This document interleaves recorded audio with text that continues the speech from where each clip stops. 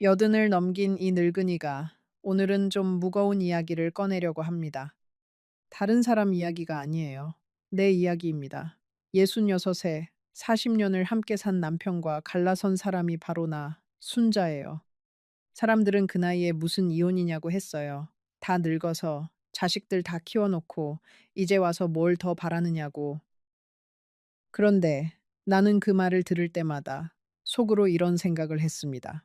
40년을 한 집에 살면서 마지막 5년을 서로 말 한마디 없이 지냈다면 그게 같이 산 걸까요?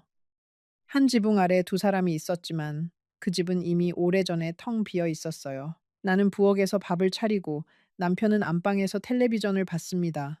밥상은 차려졌지만 마주 앉는 일이 없었어요.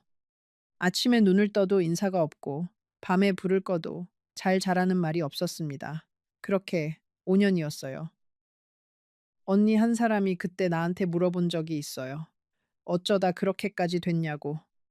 나는 한참을 가만히 있다가 아주 작은 목소리로 이렇게 대답했어요. 언니, 나도 모르겠어. 어디서부터 잘못된 건지. 이 이야기의 끝까지 지켜봐 주세요. 아직 최악의 상황은 오지 않았으니까요. 이혼한 지 1년 후 그 남편이 나를 찾아왔습니다. 울면서요. 40년 동안 단 한 번도 울지 않았던 그 사람이 제 집 현관 앞에 서서 울고 있었어요. 그날 제가 어떤 결정을 내렸고 그 결정이 어떤 결과를 낳았는지 잠시 후에 자세히 말씀드리겠습니다. 오랫동안 누군가와 말을 나누지 못했던 상황을 겪어본 적이 있으신가요? 가족이든 배우자든 자녀든 상관없이요. 댓글을 남겨주세요. 제가 읽어보겠습니다. 내 남편, 그냥 김 씨라고 부르겠습니다. 두 사람이 처음 만난 건 내가 26, 그 사람이 28이었어요. 그 시절 흔한 중매였습니다. 어른들이 정해준 자리에서 몇 번 보고 그 해 가을에 식을 올렸어요. 나는 그때 김 씨가 참 듬직해 보였어요. 말수가 적고 약속을 지키고 술을 마셔도 큰 소리를 내지 않는 사람. 그 시절 여자들이 바랄 수 있는 건 그 정도였어요. 큰 사랑이 아니라 그냥 사람이 단단하면 됐던 겁니다. 선을 보던 날 일을 나는 지금도 가끔 떠올립니다. 다방에 마주 앉았는데 김 씨가 거의 말을 안 했어요. 차만 두 잔 시켜놓고 창밖만 보고 있더라고요. 나는 그게 부끄러움이 많아서 그런 줄 알았어요. 수줍은 사람이구나. 속이 깊은 사람이구나. 그렇게 생각했지요. 그런데 40년을 살아보니 그건 부끄러움이 아니었어요. 그냥 그 사람은 원래 자기 안의 것을 밖으로 꺼내지 않는 사람이었던 거예요. 선보던 그날의 침묵이 사실은 평생의 예고편이었던 셈입니다. 신호는 가난했지만 나쁘지 않았어요. 단칸방에서 시작해서 김 씨는 작은 철공소에 다녔고 나는 챗바느질을 했습니다. 그 단칸방 시절을 나는 의외로 그립게 기억합니다. 돈은 없었지만 그때는 그래도 두 사람이 같은 쪽을 보고 있었거든요. 김 씨가 야근하고 늦게 들어오면 내가 연탄불에 국을 데워놨어요. 김 씨는 말은 없어도 그 국그릇을 싹 비웠습니다. 그 빈 그릇이 그 시절의 대화였어요. 그 무렵 나는 김 씨가 말이 없는 게 그렇게 서운하지 않았어요. 둘 다 너무 바빴거든요. 새벽같이 일어나서 밤늦게까지 일하고 누우면 그냥 추차 떨어졌어요. 말을 나눌 기운도 없었던 거지요. 그런데 나는 가끔 김 씨가 자는 모습을 보면서 생각했어요. 이 사람하고 나는 늙으면 무슨 이야기를 하면서 살까? 돈 걱정이 없어지고 아이들이 다 크고 나면 그때는 둘이 마주 앉아서 무슨 말을 할까?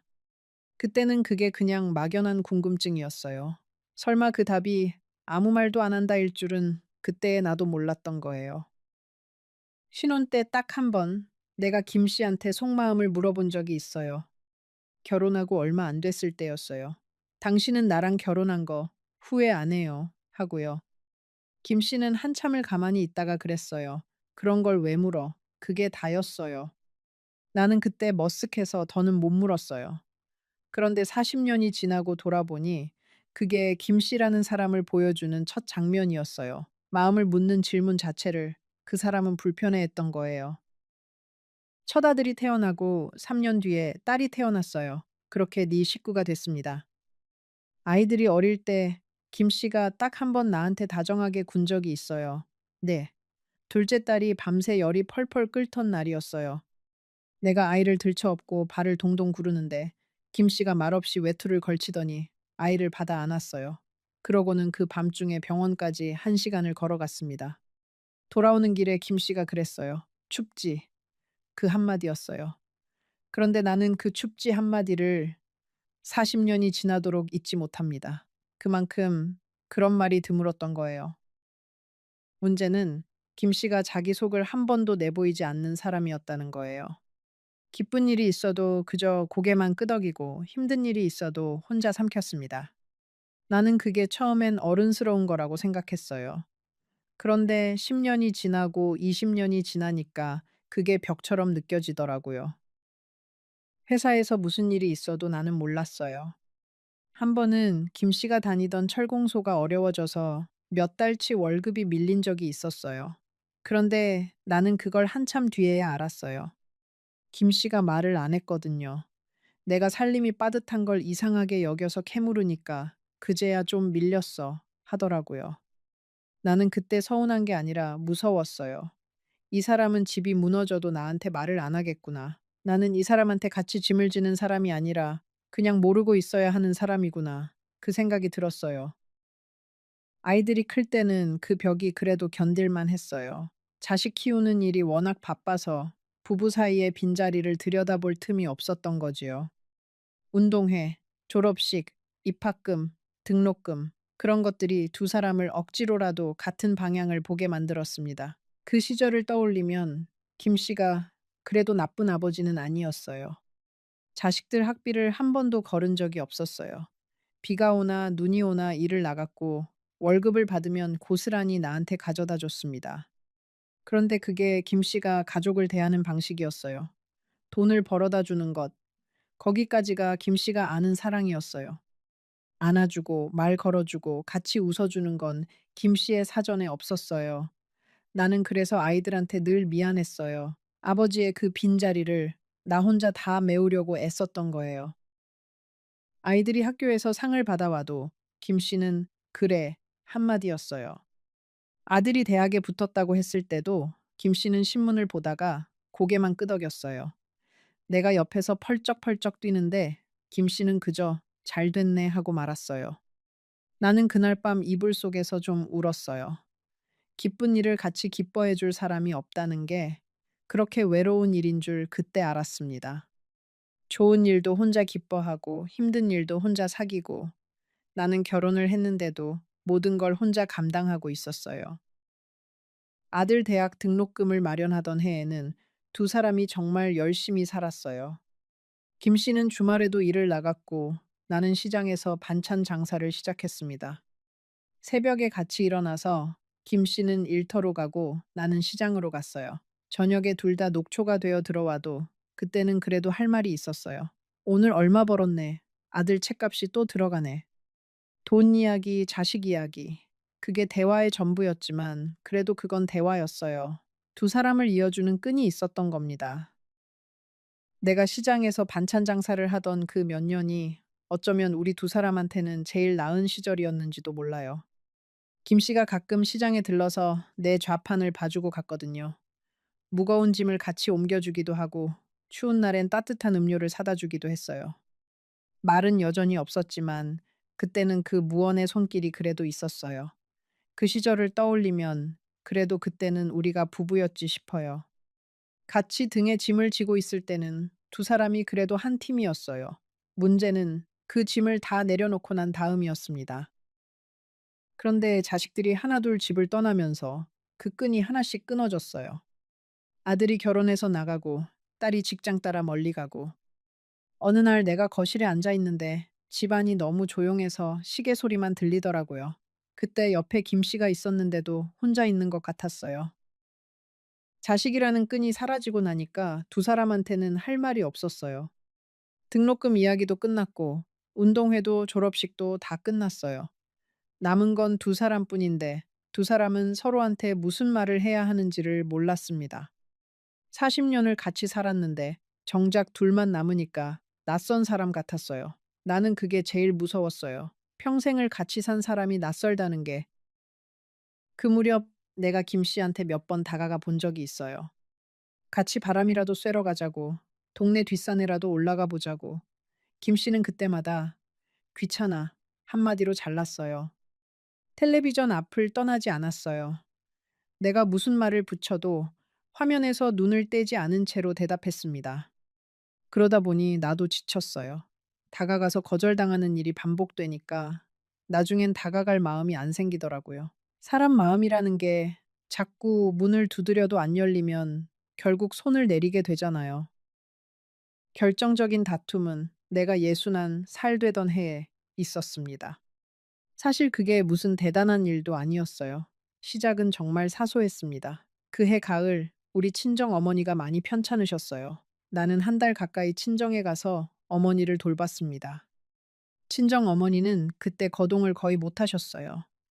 내가 곁에서 끼니를 떠먹이고 몸을 닦이고 밤에는 옆에 누워서 손을 잡아드렸어요.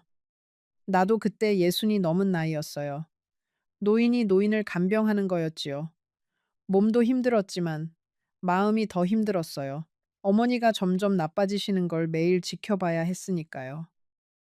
그 한 달 동안 김 씨는 전화 한 번을 안 했어요.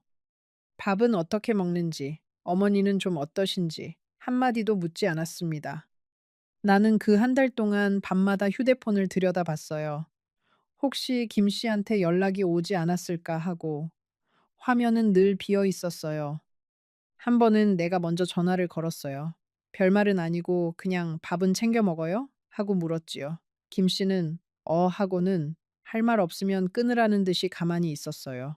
나는 그 침묵을 듣다가 그냥 전화를 끊었습니다. 친정 어머니가 그 한 달 사이에 나한테 이런 말씀을 하셨어요. 내 손을 잡고 너는 시집을 잘 간 거냐? 하고 물으셨습니다. 나는 그 순간 차마 사실대로 말을 못했어요. 어머니가 편찮으신데 딸이 불행하다는 말을 어떻게 합니까? 그래서 그냥 잘 살아요. 엄마 했어요. 그런데 어머니가 내 얼굴을 한참 보시더니 그러셨어요. 아니구나. 그 한마디에 나는 어머니 무릎에 엎드려서 한참을 울었습니다. 40년을 숨겨온 걸 어머니는 딸 얼굴만 보고 아셨던 거예요. 어머니는 내 등을 쓸어주면서 그러셨어요. 사람이 평생 참는 게 효도도 아니고 미덕도 아니다. 네 인생도 네 거다. 나는 그때 그 말을 마음에 묻어두었어요. 어머니 앞에서는 차마 그 말을 꺼낼 수 없었지만 그 말은 내 안에 씨앗처럼 남았습니다. 나중에 내가 큰 결정을 내릴 때 그 어머니의 말이 나를 받쳐줬어요. 어쩌면 어머니는 떠나시기 전에 딸한테 그 한마디를 남겨주려고 그렇게 물으셨는지도 몰라요. 내가 집에 돌아온 날, 김 씨는 그저 텔레비전을 보면서 왔어? 한마디만 했어요. 나는 그 순간을 평생 잊지 못합니다. 한 달을 친정에서 어머니 병간호하고 몸도 마음도 너덜너덜해져서 돌아왔는데 현관에 가방을 내려놓는데 김 씨는 고개도 안 돌렸어요. 텔레비전 소리만 거실을 채우고 있었습니다. 나는 그날 현관에 한참을 그냥 서 있었어요. 신발도 못 벗고요. 한 달 만에 돌아온 집인데 그 집이 낯설었어요. 나를 기다린 사람이 아무도 없는 집. 나는 그때 이상한 생각이 들었어요. 내가 아예 안 돌아왔어도 이 사람은 며칠은 몰랐겠구나. 텔레비전만 보고 있었을 테니까. 그 생각이 들자 한 달 동안 쌓인 피로가 한꺼번에 무너져 내렸습니다. 그날 내가 처음으로 목소리를 높였어요. 40년 만에 처음이었어요. 당신은 내가 사람으로 보이긴 해요. 내가 한 달을 집을 비웠는데 어떻게 전화 한 통을 안 할 수가 있어요. 우리 엄마가 어떤지 한 번을 안 물어봐요. 김 씨는 한참을 가만히 있다가 딱 한마디 했어요. 유난 떨지 마. 그 세 글자가 내 안에서 무언가를 완전히 무너뜨렸어요. 유난. 40년을 참고 산 사람한테, 어머니 병간호하고 돌아온 사람한테 그 사람이 한 말이 유난이었습니다. 나는 그날 밤 부엌에 혼자 앉아서 오래 울었어요. 소리도 못 내고 울었어요. 안방에서 김 씨가 들을까 봐. 그런데 우는 와중에 내가 깨달은 게 있었어요. 내가 이 집에서 우는 것조차 소리를 죽여야 하는구나. 이 집에는 내 슬픔을 둘 자리도 없구나. 나는 그날 이후로 김 씨한테 말을 걸지 않았어요. 처음엔 며칠만 그러려고 했어요. 화가 풀리면 다시 말하려고 했지요. 그런데 김 씨도 똑같았어요. 먼저 말을 거는 법이 없었습니다. 그렇게 하루가 이틀이 되고 한 달이 1년이 되고 처음 며칠은 나도 김 씨가 먼저 다가오기를 기다렸어요. 미안하다는 말까지는 아니더라도 그냥 밥 먹자 한마디라도 해주기를, 그러면 못 이기는 척 다시 말을 섞으려고 했어요. 그런데 김 씨는 그 한마디를 안 했어요. 어쩌면 김 씨도 내가 먼저 풀어주기를 기다렸는지도 몰라요. 두 사람 다 상대가 먼저 손을 내밀기만 기다린 거예요. 그렇게 서로 기다리기만 하는 사이에 시간이 자꾸 흘렀어요. 일주일이 한 달이 되고 한 달이 반년이 됐어요. 반년쯤 지나니까 이상한 일이 벌어졌어요. 이제는 화가 나서 말을 안 하는 게 아니었어요. 화는 이미 식었어요. 그런데도 말이 안 나왔어요. 너무 오래 말을 안 하니까 이제 와서 무슨 말을 어떻게 꺼내야 할지를 모르겠더라고요. 여보 하고 부르는 것조차 어색했어요. 그 입 모양을, 그 소리를 내는 법을 잊어버린 것 같았습니다. 서로 자존심을 부리는 사이에 침묵이 집처럼 단단해졌어요. 나중엔 화가 나서 말을 안 하는 게 아니라 어떻게 말을 거는지를 잊어버린 겁니다. 입을 떼는 방법을 잃어버린 거예요. 여기서부터가 정말 듣기 힘든 부분입니다. 그 5년 동안 두 사람이 어떻게 살았는지, 한 집에서 어떻게 서로를 없는 사람처럼 대했는지, 잠시 후에 말씀드릴게요. 5년이라는 시간을 말없이 산다는 게 어떤 건지 상상해 보신 적 있으세요? 그건 싸우는 것보다 더 무서운 일이에요. 싸움은 그래도 서로를 보고 있다는 뜻이거든요. 나는 그 5년을 마치 하숙집에 사는 것 같았다고 생각해요. 같은 공간을 쓰지만 서로의 인생에는 관심이 없는 사람들. 밥은 차렸습니다. 김씨 밥상도 꼬박꼬박 차렸어요. 그런데 같이 앉지는 않았습니다. 내가 차려놓고 방에 들어가면 김씨가 나와서 혼자 먹었어요. 밥을 차리는 일도 처음엔 나한테 분풀이 같은 거였어요. 내가 안 차려주나 봐라 하는 마음이 아니라 오히려 반대였어요. 꼬박꼬박 차려놓고 봐라, 나는 내 도리를 다 하고 있다. 그런 마음.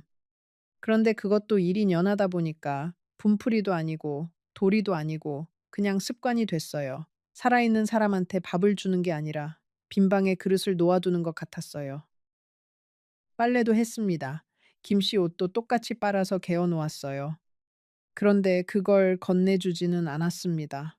그냥 방문 앞에 놓아두면 김씨가 가져갔어요. 사람이 아니라 그림자랑 사는 것 같았어요. 김씨가 입던 옷을 개다 보면 나는 가끔 멍해졌어요. 이 사람 옷을 40년째 개고 있는데 정작 이 사람하고 마주 앉아 본 게 언제인지 기억이 안 나더라고요. 계절이 바뀌는 것도 두 사람한테는 그냥 옷장 정리하는 일이었어요.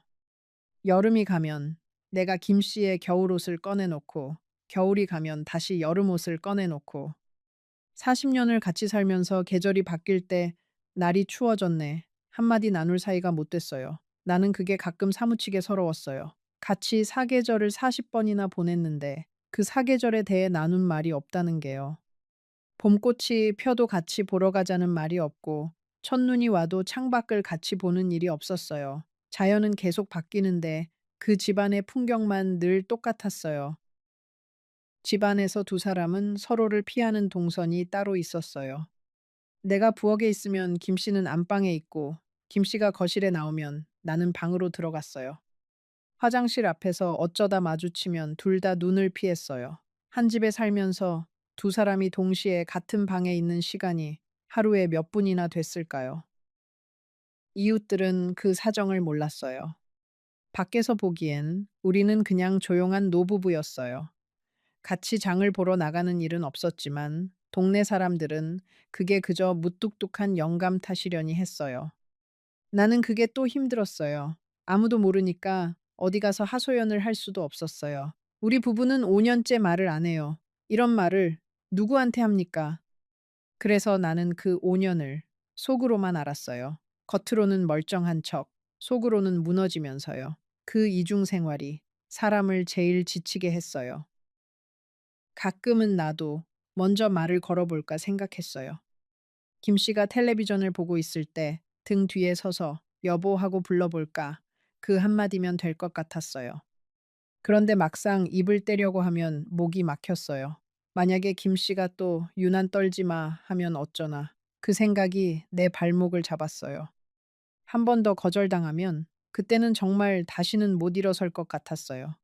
그래서 나는 그 여보 한마디를 끝내 못했어요. 자존심이 아니라 두려움이었어요. 명절이 제일 힘들었어요. 자식들이 오면 두 사람은 갑자기 말을 하는 척을 해야 했어요. 아들 며느리 앞에서 여보, 이것 좀 하고 그 어색한 연기가 끝나고 자식들이 돌아가면 다시 침묵이 내려앉았습니다. 그 낙차가 나를 더 외롭게 만들었어요. 그 연기가 나한테는 어떤 의미였는지 아세요? 자식들 앞에서 여보하고 부를 때 그 짧은 순간만큼은 나도 정상적인 부부가 된 것 같았어요. 그래서 명절에 여보, 전 좀 붙여줘요 하고 말을 걸 때 나는 그 말을 자식들한테 들으라고 하는 게 아니라 어쩌면 내 자신한테 들려주려고 했던 것 같아요. 우리도 말을 할 수 있는 사이라고. 그런데 자식들 차가 떠나고 나면 그 여보라는 말도 같이 떠나버렸어요. 현관문이 닫히는 소리와 함께 두 사람은 다시 남이 됐어요. 설날 떡국을 끓이던 어느 해가 특히 기억에 남아요. 자식들이 다 모여서 거실이 북적북적했는데 내가 부엌에서 떡국을 푸다가 문득 손을 멈췄어요.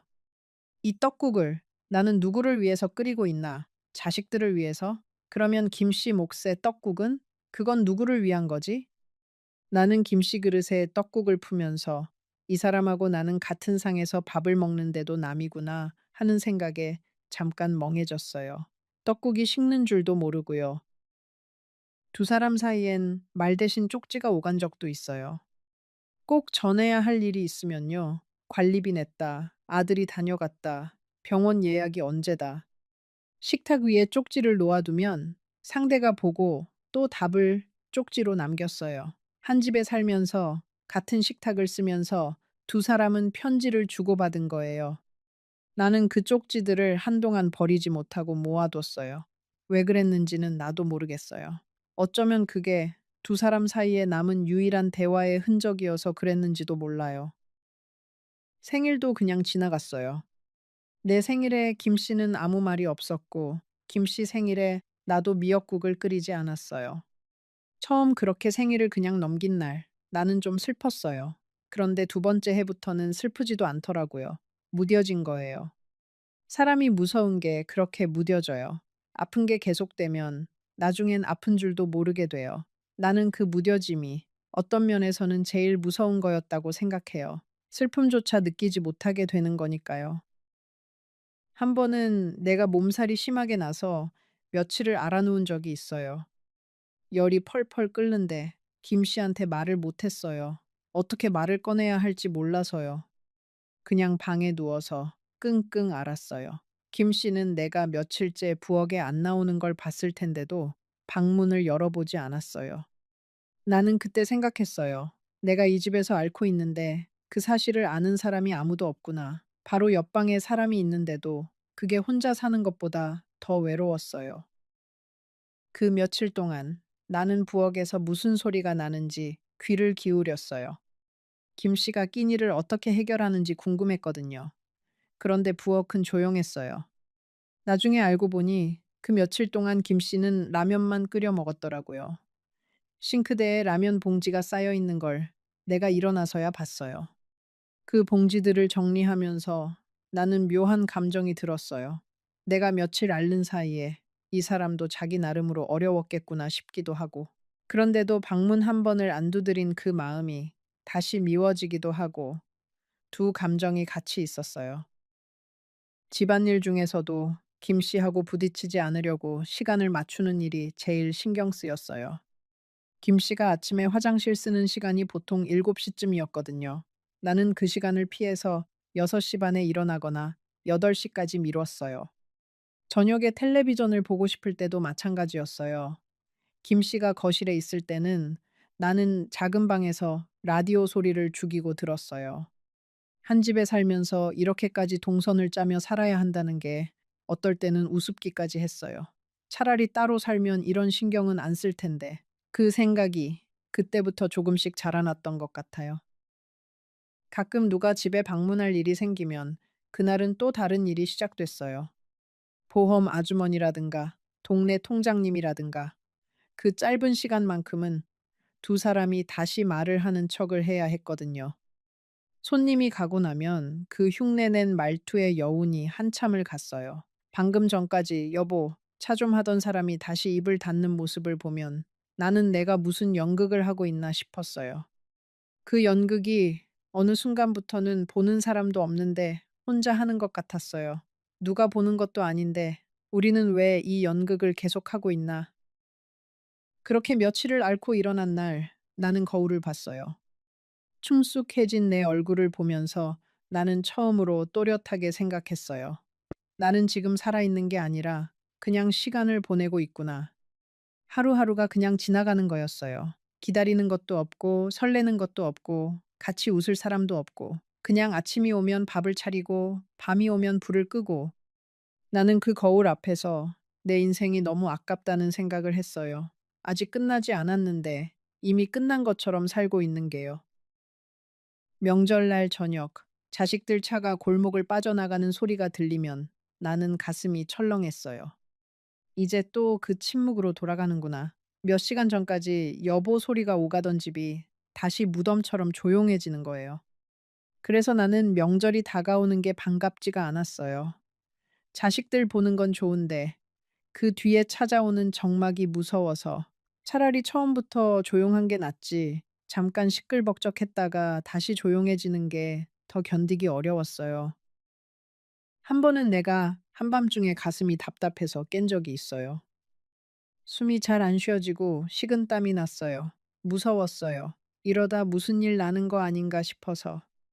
그런데 옆에서 자고 있는 김 씨를 깨울 수가 없었어요. 깨워서 무슨 말을 해야 할지를 몰랐던 겁니다. 그래서 혼자 거실에 나와서 날이 밝을 때까지 앉아 있었어요. 그 새벽에 내가 무슨 생각을 했는지 아세요? 내가 이 집에서 쓰러져도 저 사람은 아침에야 알겠구나. 그 생각이 들었어요. 그리고 그 생각이 든 순간 나는 알았어요. 이건 결혼이 아니라는 걸. 내가 살아있는 게 아니라 그냥 버티고 있을 뿐이라는 걸. 그 새벽 이후로 나는 한동안 잠을 잘 못 잤어요. 누우면 자꾸 그 생각이 났어요. 만약에 내가 자다가 잘못되면 저 사람은 모르겠지. 아침에 밥상을 차리러 부엌에 안 나오면 그제야 이상하다고 생각하겠지. 그게 너무 외롭고 무서웠어요. 사람이 늙으면 제일 무서운 게 그거예요. 아픈 것보다 아픈 걸 아무도 모르는 거. 나는 그때 결심 비슷한 걸 했어요. 이렇게는 못 살겠다. 남은 인생을 이 침묵 속에서 끝내고 싶지 않다. 그래도 바로 행동하지는 못했어요. 이혼이라는 단어를 입에 올리는 게 나한테는 너무 큰일이었어요. 우리 세대 사람들한테 이혼은 흉이고 실패였으니까요. 나는 몇 달을 더 망설였어요. 자식들 얼굴이 밟히고 남들 눈이 무섭고 이 나이에 혼자 될 일이 막막하고 그런데 망설이는 그 몇 달 동안에도 집안의 침묵은 한결같았어요. 김 씨는 여전히 텔레비전 앞에 있었고 나는 여전히 혼자 밥을 먹었어요. 그 변하지 않는 풍경이 결국 내 등을 떠밀었습니다. 내가 마음을 굳힌 결정적인 순간이 있었어요. 어느 날 내가 거울 앞에서 머리를 빗는데 머리가 온통 하얗게 센 게 보였어요. 그 순간 나는 이런 생각을 했어요. 내가 이 침묵 속에서 10년을 더 살면 76이 되는구나. 20년을 더 살면 86이 되고 그렇게 침묵 속에서 늙어가는 게 내가 받을 수 있는 전부인가? 나는 거울 속에 내 자신한테 물었어요. 너는 정말 그렇게 살다 가고 싶으냐고. 그리고 그 거울 속에 내가 고개를 젓더라고요. 나는 그날 처음으로 종이에 이혼이라는 두 글자를 써봤어요.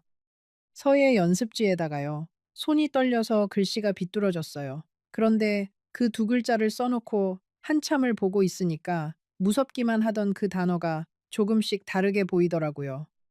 그건 끝이 아니라 어쩌면 시작일 수도 있겠다. 40년을 끝내는 게 아니라 남은 10년, 20년을 새로 시작하는 거다.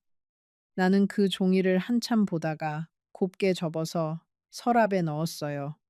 그리고 며칠 뒤 자식들한테 그 이야기를 꺼냈습니다. 자식들한테 이혼 이야기를 꺼냈을 때 반응은 둘로 갈렸어요. 딸은 울었습니다. 엄마가 그동안 얼마나 힘들었을지 안다고, 미안하다고, 진작 알아채지 못해서 미안하다고 했어요. 딸은 어릴 때부터 집안의 공기를 느끼고 있었어요. 아빠, 엄마가 서로 말을 안 한다는 걸. 자식들은 다 알고 있었던 거예요. 다만 모른 척 했을 뿐이지요. 딸이 그날 나한테 그랬어요. 엄마, 나는 엄마가 어떤 선택을 해도 엄마 편이야. 엄마 인생이잖아. 나는 그 말에 한참을 울었어요. 40년 만에 처음으로 누가 내 편을 들어준 것 같았어요. 아들은 달랐습니다. 엄마, 이 나이에 무슨 이혼이에요. 남들이 뭐라고 하겠어요. 그냥 참고 살던 대로 사세요. 아들은 그게 나를 위한 말이라고 생각했을 거예요. 그런데 나한테는 그 말이 평생 들어온 그 말과 똑같이 들렸어요. 유난 떨지 마. 참아라. 내 감정은 중요하지 않다. 아들하고는 그 일로 한동안 사이가 멀어졌어요. 아들은 내가 고집을 부린다고 생각했고 나는 아들이 나를 이해 못한다고 느꼈어요. 한 번은 아들이 언성을 높이면서 그랬어요. 엄마가 이러면 아버지는 어떻게 살아요? 아버지 불쌍하지도 않아요? 나는 그 말에 가슴이 막혔어요. 아들 눈에는 아버지만 불쌍했던 거예요. 40년을 침묵 속에서 산 엄마는 아들 눈에 안 보였던 거지요. 그게 나를 제일 서럽게 했어요. 며느리는 한술 더 떴어요. 직접 말은 안 했지만 내 귀에 들어오게끔 이런 말을 했어요. 어머님이 이혼하시면 우리가 두 분을 따로 챙겨야 하잖아. 명절도 두 번 가야 하고. 내 40년이 며느리한테는 명절에 한 번 더 가야 하는 번거로움이었던 거예요. 그 말을 전해 듣고 나는 며칠을 알았어요. 화가 났다기보다 허무했어요. 내가 평생을 바친 가정이라는 게 누군가한테는 이렇게 가벼운 거구나. 그런데 나는 그 허무함 속에서 오히려 마음을 굳혔어요. 어차피 다들 자기 입장만 생각하는데 나라고 내 입장을 생각하면 안 될 게 뭔가. 다들 나한테 참으라고 하는데 정작 내 인생을 대신 살아줄 사람은 아무도 없잖아. 그 생각이 나를 마지막으로 밀어줬습니다. 그래도 나는 밀고 나갔습니다. 66살에 머리가 하얗게 센 내가 법원에 서류를 냈어요. 김 씨는 끝까지 별말이 없었습니다. 도장을 찍을 때도 그래 한마디가 다였어요. 나는 그 그래 한마디가 어떤 의미였는지 지금도 모르겠어요. 붙잡고 싶은데 자존심 때문에 못한 건지 아니면 정말 아무 미련이 없었던 건지 40년을 같이 살고도 그 사람의 마음 한 줄을 못 읽었어요. 그게 두 사람 사이의 거리였습니다. 서류를 정리하던 날, 두 사람은 법원 앞에서 잠깐 같이 섰어요. 무슨 말이라도 해야 할 것 같은데 둘 다 아무 말도 못했어요. 마지막 순간까지도 말이 안 나왔던 거예요. 김 씨가 먼저 돌아서서 갔고 나는 그 자리에 조금 더 서 있었어요. 40년이 그렇게 끝났어요. 큰 소리 한 번 없이, 눈물 한 방울 없이 그 조용한 끝이 나한테는 우리 두 사람 사이를 그대로 보여주는 것 같았어요. 재산은 절반씩 나눴어요. 나는 살던 아파트를 정리한 돈의 절반을 받아서 작은 빌라로 옮겼습니다. 방 두 개짜리, 볕이 잘 드는 2층 집이었어요. 이사하던 날 나는 짐을 싸면서 묘한 기분이 들었어요. 40년 살림인데 정작 내 것이라고 챙길 게 별로 없더라고요. 그릇이며 가구며 다 두 사람의 것이었지 나만의 것은 아니었어요. 내가 챙긴 건 옷가지 몇 개, 사진 몇 장, 친정 어머니가 주신 반꼬리 하나, 그게 다였어요. 짐을 트럭에 싣고 빌라로 가는 길에 나는 차창 밖을 보면서 생각했어요. 내 인생의 40년이 트럭 한 대에 다 들어가는구나. 그런데 이상하게 슬프기만 한 건 아니었어요. 가벼웠어요. 이혼하고 처음 몇 달은 솔직히 나도 무서웠어요. 이 나이에 혼자 산다는 게 생각만 해도 막막했던 거지요. 그런데 한 달, 두 달이 지나면서 내가 발견한 게 있었어요. 집안이 조용한데 그 조용함이 외롭지가 않았던 거예요. 예전 그 집의 침묵은 가슴을 짓눌렀는데 이 집의 조용함은 그냥 평화로웠습니다. 같은 조용함인데 완전히 다른 조용함이었어요. 그 차이를 어떻게 설명해야 할까요? 예전 집의 조용함은 바로 옆에 사람이 있는데도 조용한 거였어요. 그래서 그 침묵이 자꾸 왜 우리는 말을 안 하지 하고 나를 찔렀어요. 그런데 빌라의 조용함은 그냥 혼자 있어서 조용한 거였어요. 찌르는 게 없었어요. 누가 옆에 있는데 외면당하는 것보다 아예 혼자인 게 덜 외롭다는 걸 나는 그제야 알았어요. 나는 아침에 일어나서 라디오를 틀었어요. 좋아하는 노래를 따라 불렀습니다. 40년 동안 집에서 노래를 불러본 적이 없었다는 걸 그때 깨달았어요. 누가 못 부르게 한 것도 아닌데 그냥 부를 수가 없는 공기였던 거예요. 처음 노래를 흥얼거린 날 나는 내 목소리에 내가 놀랐어요. 내 목소리가 이렇게 생겼었나 싶었어요. 40년 동안 집에서는 꼭 필요한 말만 하고 살았으니까요. 그날 나는 부엌에서 설거지를 하면서 옛날에 좋아하던 노래를 끝까지 불렀어요. 가사가 군데군데 기억이 안 나서 흥얼거리기도 하고 다 부르고 나니까 눈물이 났어요. 슬퍼서가 아니라 이 간단한 걸 40년이나 못하고 살았다는 게 서러워서요. 복지관에도 나가기 시작했어요. 거기서 한글 서예를 배우고 또래 친구들도 사귀었습니다. 처음 복지관 문을 열고 들어가는 게 나한테는 큰 용기였어요. 평생을 집과 시장만 오가며 산 사람이었으니까요. 그런데 막상 들어가 보니 비슷한 사람들이 많았어요. 자식 다 키우고 이제야 자기 시간이 생긴 사람들. 나는 거기서 인숙이라는 친구를 사귀었어요. 둘이 서예 끝나고 같이 칼국수를 먹으러 다녔어요. 내가 그랬어요. 언니, 나는 67에 처음으로 친구라는 걸 사귀어 봤어. 그 말을 하면서 내가 다 짠하더라고요. 인숙이라는 그 친구도 사연이 있는 사람이었어요. 남편을 일찍 보내고 혼자 자식을 키운 사람이었어요. 두 사람은 처음엔 서예 이야기만 하다가 점점 살아온 이야기를 나누게 됐어요. 내가 내 이야기를 처음으로 누군가한테 다 털어놓은 게 그 인숙이한테였어요. 40년의 침묵을 칼국수 그릇 앞에서 다 쏟아냈어요. 인숙이는 다 듣고 나서 그랬어요. 순자야, 너 참 오래 견뎠다. 이제는 너 좋을 대로 살아. 나는 그 말에 식당에서 또 울었어요. 누가 내 이야기를 끝까지 들어준 게 너무 오랜만이어서요.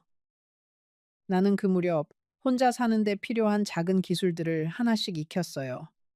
형광등을 가는 법, 변기물이 안 내려갈 때 손 보는 법, 김장을 혼자 조금만 담그는 법.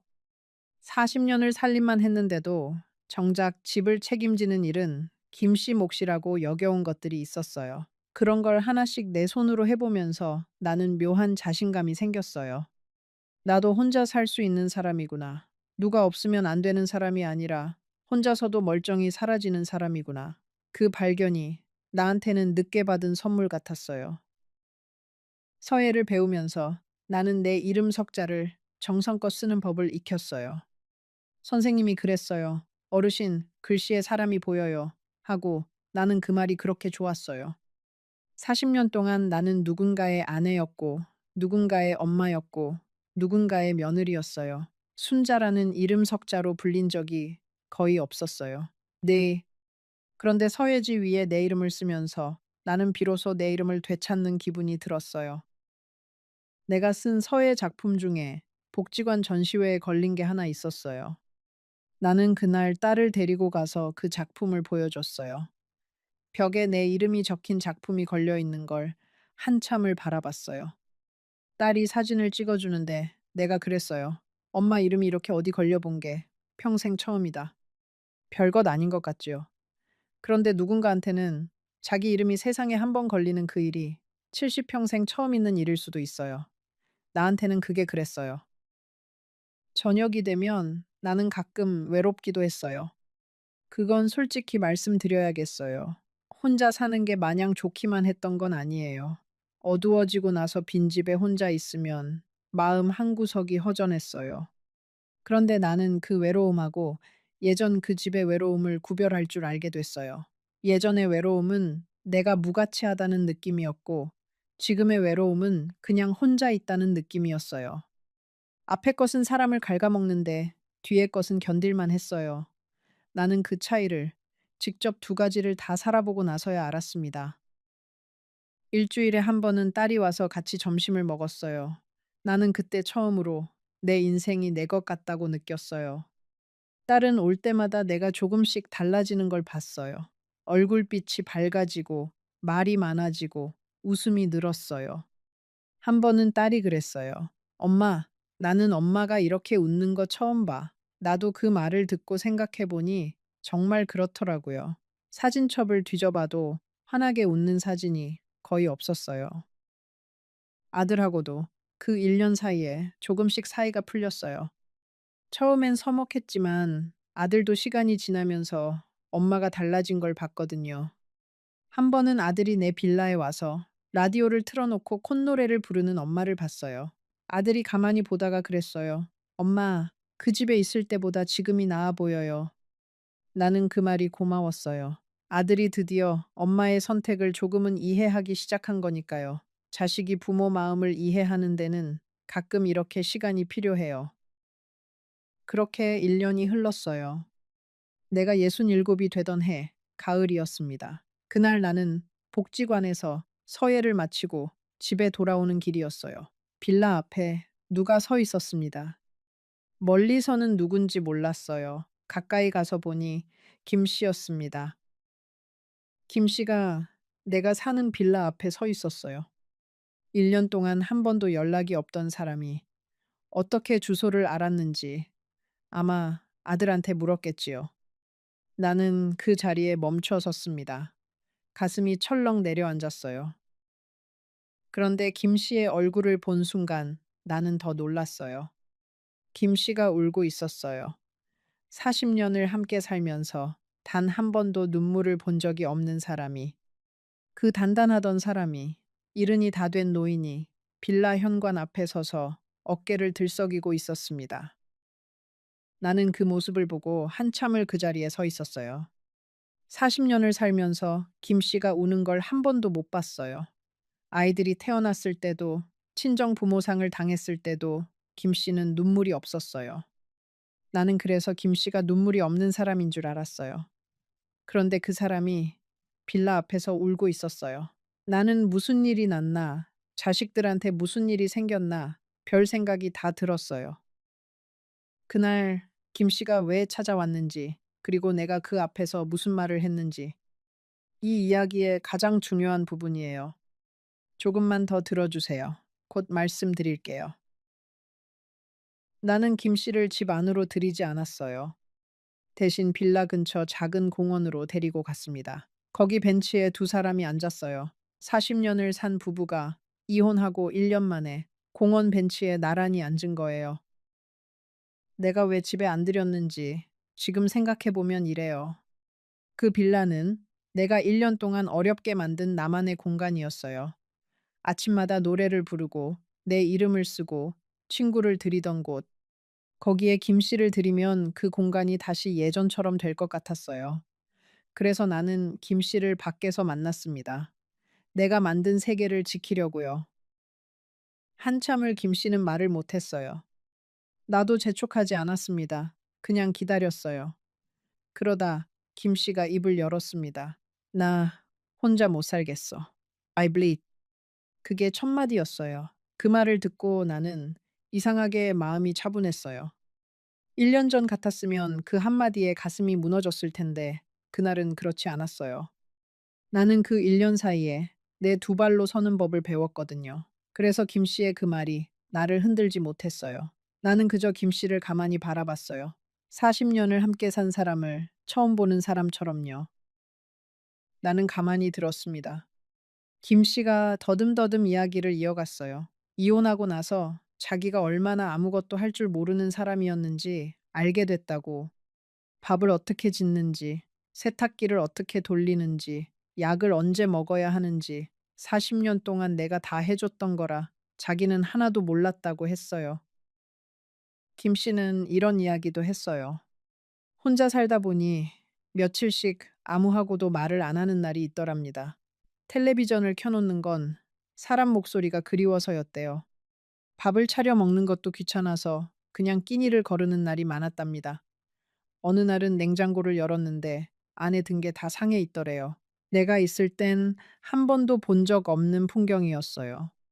김 씨는 그제야 알았답니다. 자기가 사람 구실을 하고 살았던 게 사실은 다 내 덕분이었다는 걸. 김 씨가 그 벤치에서 이런 말도 했어요.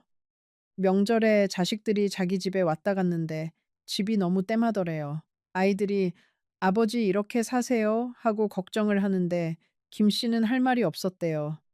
그리고 자식들이 돌아가고 나서 김 씨는 그 빈집에 혼자 앉아서 처음으로 내 생각을 했대요. 순자가 이 집에서 이런 미탄 기분을 40년이나 느꼈겠구나 하고 그 말을 들을 때 나는 잠깐 마음이 흔들렸어요. 적어도 김 씨가 처음으로 내 자리에서 생각을 해본 거니까요. 처음엔 나도 그 말에 마음이 흔들렸어요. 40년을 산 사람이잖아요. 미운 정도 정이라고 저렇게 망가진 모습을 보니까 안쓰러운 마음이 안 들 수가 없었던 거지요. 나도 사람이니까요. 한때는 저 사람의 국그릇을 데워주던 사람이었고 저 사람 등에 업혀 병원에 가던 아이의 엄마였어요. 그 세월이 어디 가는 게 아니잖아요. 그런데 김 씨의 다음 말이 나를 정신 차리게 했어요. 김 씨가 그랬어요. 그러니까 다시 들어와. 너도 혼자 외롭잖아. 우리 나이에 따로 사는 거 자식들 보기에도 안 좋고. 나는 그때 깨달았어요.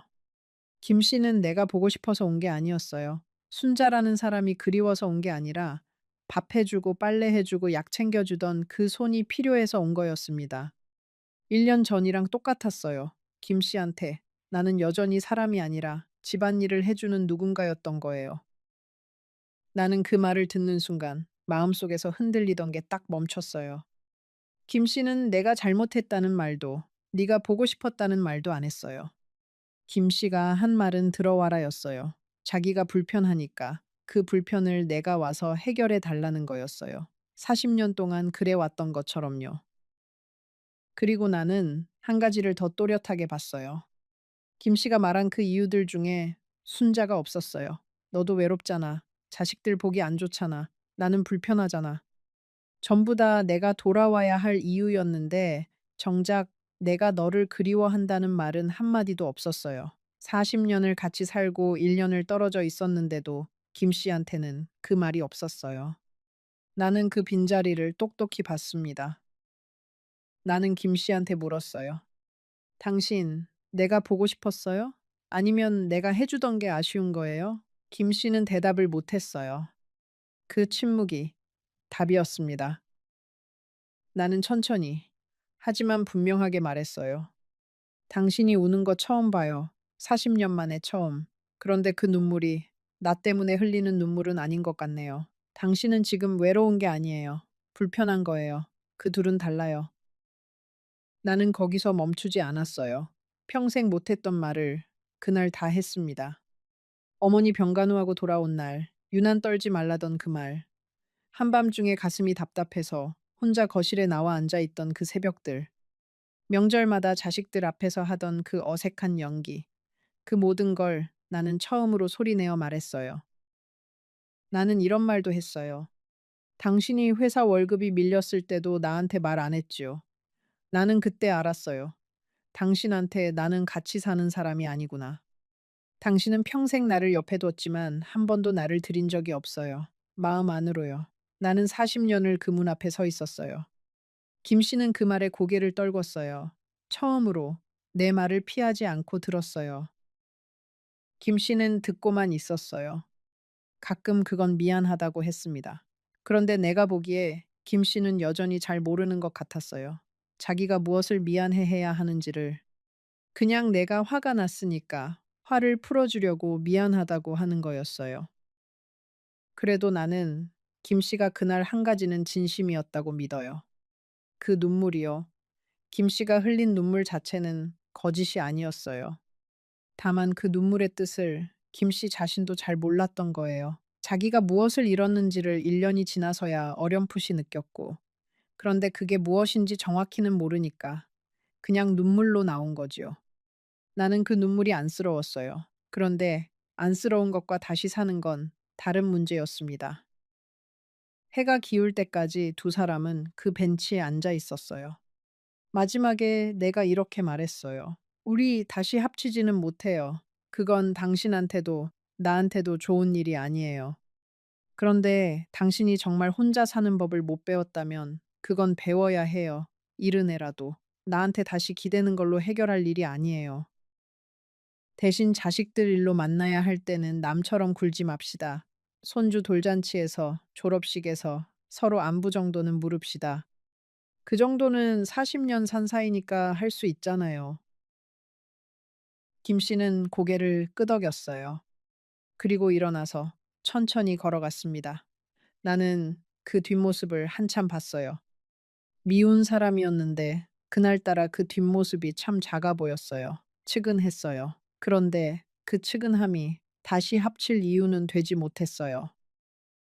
집으로 돌아오는 길에 나는 마음이 복잡했어요. 후련하기도 하고 슬프기도 하고 평생 못한 말을 다 했는데 그렇다고 속이 다 풀린 것도 아니었어요. 나는 그날 저녁에 빌라에 돌아와서 라디오를 틀고 한참 가만히 앉아 있었어요. 그러다 문득 그런 생각이 들었어요. 내가 오늘 한 말들을 20년 전에만 했어도 어땠을까? 그런데 곧 고개를 저었어요. 20년 전에 나는 그 말을 할 줄 몰랐으니까. 그 말을 할 수 있는 사람이 되기까지 그 1년이 필요했던 거니까. 그 뒤로 어떻게 됐는지 궁금하시지요? 김 씨는 그 후로 나를 다시 찾아오지 않았어요. 대신 아들 말로는 요리 학원에 등록했다고 했습니다. 이른이 다 된 노인이 젊은 사람들 틈에서 칼질을 배우고 계란말이를 부쳤대요. 아들이 그러는데 김 씨가 처음 학원에 갔을 때는 많이 서툴렀대요. 손도 느리고 자꾸 음식을 태우고 젊은 사람들 틈에서 영감님 혼자 진땀을 뺐답니다. 그런데 김 씨가 그걸 그만두지 않았어요. 일주일에 2번씩 꼬박꼬박 나갔대요. 평생 부엌 근처에도 안 가던 사람이 70이 다 되어서 앞치마를 두르고 도마 앞에 섰어요. 나는 그 이야기를 전해 듣고는 한참을 말이 없었어요. 그러다 이렇게 말했어요. 그 사람도 늦었지만 자기 인생을 배우기 시작한 거네. 아들이 그러는데 김 씨가 처음으로 자식들한테 미역국을 끓여줬대요. 아들 생일에요. 간이 좀 안 맞았지만 그래도 김 씨가 직접 끓인 거였어요. 아들은 그 미역국을 먹으면서 마음이 이상했다고 했어요. 아버지가 평생 한 번도 부엌에 들어간 적이 없었거든요. 그런데 70이 다 되어서 서툰 손으로 미역국을 끓이고 있는 거예요. 아들은 그제야 엄마가 왜 그 집을 나왔는지 조금은 알 것 같았답니다. 그리고 아들이 그 미역국 이야기 끝에 이런 말을 했어요. 엄마, 아버지가 미역국을 끓이면서 그러시더라. 네 엄마가 이런 걸 40년을 했구나 하고 나는 그 말을 듣고 창밖을 한참 봤어요. 40년을 같이 살면서 한 번도 못 들은 말을 헤어지고 나서야 그것도 아들 입을 건너서 들은 거예요. 나는 그게 서글프면서도 한편으로는 다행이라고 생각했어요. 늦게라도 김 씨가 그걸 알게 된 게요. 모르고 가는 것보다는 늦게라도 아는 게 나으니까요. 나는 그 이야기를 듣고 조금 웃었어요. 그리고 말했어요. 진작 그랬으면 좋았을 걸. 40년 전에 그랬으면 우리가 이렇게는 안 됐을 텐데. 두 사람은 그 뒤로 내가 말한 딱 그만큼의 사이로 지냈어요. 손주 돌잔치에서 만나면 인사하고 명절에 자식들 집에서 마주치면 안부를 물었습니다. 다시 부부가 되지는 않았어요. 그런데 남보다는 조금 가까운 그런 사이가 됐어요. 어쩌면 그게 우리 두 사람한테는 40년 만에 처음으로 건강한 거리였는지도 모릅니다. 재밌는 건 그렇게 거리를 두고 나니까 오히려 대화가 생겼다는 거예요. 손주 돌잔치 같은 자리에서 마주치면 김 씨가 먼저 나한테 말을 걸기도 했어요. 요즘 어디 아픈 데는 없냐고, 복지관은 잘 다니냐고. 40년을 한 집에 살면서 못하던 안부를 남이 되고 나서야 묻더라고요. 나는 그게 우습기도 하고 서글프기도 했어요. 우리는 왜 같이 살 때는 그 쉬운 말 한마디를 못했을까? 내가 70이 넘어서 친한 언니한테 이런 말을 한 적이 있어요. 언니, 나는 그 사람을 미워하지 않아. 이제는. 그런데 다시 그 집으로 돌아갈 수 있냐고 물으면 그건 아니야. 내가 그 1년 동안 배운 게 있거든. 나도 노래를 부를 줄 아는 사람이라는 거. 그걸 알아버려서 이제는 못 잊어. 여러분, 우리 나이쯤 되면 다들 한 번씩은 생각하잖아요. 참고 살아온 세월이 아까워서 그냥 끝까지 참는 게 맞나? 아니면 늦었더라도 한 번은 내 인생을 살아보는 게 맞나? 내가 살아보고 느낀 건 정답은 없다는 거예요. 누군가는 끝까지 같이 사는 게 맞을 수도 있어요. 누군가는 나처럼 갈라서는 게 맞을 수도 있고요. 중요한 건 그 선택을 내가 했느냐는 거예요. 남들 눈 때문에, 자식들 때문에, 남편 끼니 때문에가 아니라 내가 66에 한 그 선택은 쉬운 선택이 아니었어요. 욕도 먹었고, 아들하고 한동안 서먹했고, 며느리 입길에도 올랐어요. 그런데 나는 그 1년 동안, 40년 동안 못 해본 걸 했어요. 아침에 노래를 부르고, 내 이름으로 서예를 쓰고, 가슴이 답답할 때 부를 사람이 없어도 무섭지 않은 법을 배웠어요. 그리고 김 씨도 늦게나마 배웠어요. 이른에 계란말이를 부치면서 김 씨는 아마 처음으로 알았을 거예요. 내가 40년 동안 해온 게 어떤 일이었는지. 그 작고 반복되는 일들이 사실은 한 사람의 인생이었다는 걸. 여러분, 혹시 지금 누군가와 말을 섞지 못한 채 지내고 계신가요? 그게 며칠이든, 몇 달이든, 몇 년이든. 오늘 내 이야기를 들으셨으니 한 번만 생각해 보세요. 그 침묵이 지켜야 할 자존심인지, 아니면 누군가 먼저 입을 떼기만 기다리는 그냥 외로움인지. 먼저 말을 거는 건 지는 게 아니에요. 그리고 갈라서는 것도 꼭 실패는 아니에요. 나는 40년 만에 내 목소리를 찾았고, 김 씨는 이른에 자기 손으로 밥을 짓는 법을 배웠어요. 두 사람 다 늦었지만 자기 인생을 한 조각씩 되찾은 거예요. 나는 가끔 내 자신이 부럽기도 하고 안쓰럽기도 합니다. 그렇게 좋은 걸 왜 40년이나 미뤘을까? 왜 우리는 내 인생을 사는 일을 그렇게 자꾸 뒤로 미룰까? 자식 키우고 나서 돈 좀 모으고 나서 남편 은퇴하고 나서 그 나서가 끝나고 나면 어느새 우리는 백발이 되어 있어요. 그러니 오늘 이 이야기를 들으신 여러분께 이 늙은이가 한 가지만 부탁하고 싶어요. 미루지 마세요. 화해할 거면 오늘 미루지 말고 떠날 거면 그것도 너무 오래 미루지 마세요. 우리한테 남은 시간은 생각보다 많지 않아요. 그 시간을 침묵으로 채우기엔 너무 아깝잖아요. 오늘 이야기가 마음에 닿으셨다면 지금 화면에 보이는 영상을 꼭 눌러서 보세요. 그 이야기는 오늘보다 더 깊고 더 오래 마음에 남을 거예요. 분명히 보시길 잘했다고 생각하실 겁니다. 그럼 다음 이야기에서 또 만나요. 32년을 함께 산 남편과 마침내 도장을 찍고 돌아오던 그날, 나는 법원 앞 계단에 서서 하늘을 한참 올려다보았어요. 62해를 살면서 그렇게 후련한 적이 없었지요. 어깨에 얹혀 있던 무거운 짐을 누군가가 대신 들어준 것 같았어요. 그런데 말이에요. 그 후련함이 얼마나 갔는 줄 아세요? 딱 석 달이었어요. 석 달 만에 내 인생은 내가 평생 쌓아 올린 모든 것이 손가락 사이로 빠져나가는 모래처럼 무너져 내렸어요. 나는 순자예요. 사람들이 다 순자 할머니라고 부르지요. 올해 81가 되었어요. 오늘 여러분께 들려드릴 이야기는 다른 사람 이야기가 아니에요. 바로 내 이야기예요. 내가 살면서 단 한 번도 누구한테 털어놓지 못했던 그 이야기. 자식들도 모르고 친구들도 모르는 그 이야기를 오늘 처음으로 꺼내보려고 해요. 들으면서 같이 한숨 쉬셔도 좋고 같이 눈물 흘리셔도 좋아요. 그저 끝까지 들어만 주세요.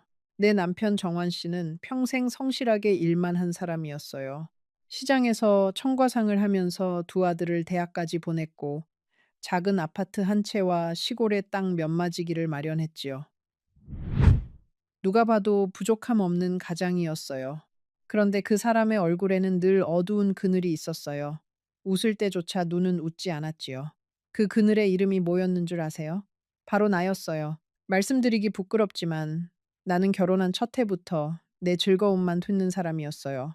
남편이 새벽 4시에 시장에 나가 무거운 짐을 나르는 동안 나는 친구들과 어울려 다니며 비싼 옷을 사고 개모임이라는 이름으로 노름판을 드나들었어요. 두 아들이 어렸을 때도 아이들을 시어머니에게 맡기고 나는 며칠씩 집을 비우기 일쑤였지요. 남편이 아무리 말을 해도 나는 한 귀로 듣고 한 귀로 흘렸어요. 그렇게 32년이 흘렀어요. 남편이 환갑이 되던 해 그 사람이 결심을 했어요. 더는 못 살겠다고. 자식들도 다 키웠고 자기도 이제는 사람답게 살고 싶다고. 큰아들은 펄쩍 뛰었지만 둘째 아들은 조용히 아버지의 손을 잡아주었어요. 아버지, 이제라도 아버지 행복하세요. 그 한마디에 남편은 눈물을 쏟았다고 들었어요. 그리고 마침내 그 긴 세월의 매듭을 풀었지요. 아파트는 내가 갖고 남편은 시골 땅으로 내려가기로 했어요. 모든 것이 깨끗하게 정리된 것처럼 보였어요. 그런데 말이에요. 잠시 후에 여러분께 들려드릴 이야기는 그 깨끗한 정리 뒤에 어떤 일이 나를 기다리고 있었는지에 관한 이야기예요. 여러분은 어떻게 생각하세요? 32년을 함께 산 사람과 환갑 넘어 헤어진 그 사람, 잘못된 선택이었을까요? 아니면 너무 늦은 선택이었을까요? 댓글로 여러분의 생각을 꼭 들려주세요. 살아오면서 비슷한 고민을 해본 분들도 분명 계실 거예요. 자, 그러면 이야기를 이어가 볼게요. 도장을 찍고 돌아온 그날 밤, 나는 텅 빈 아파트에 혼자 앉아 있었어요.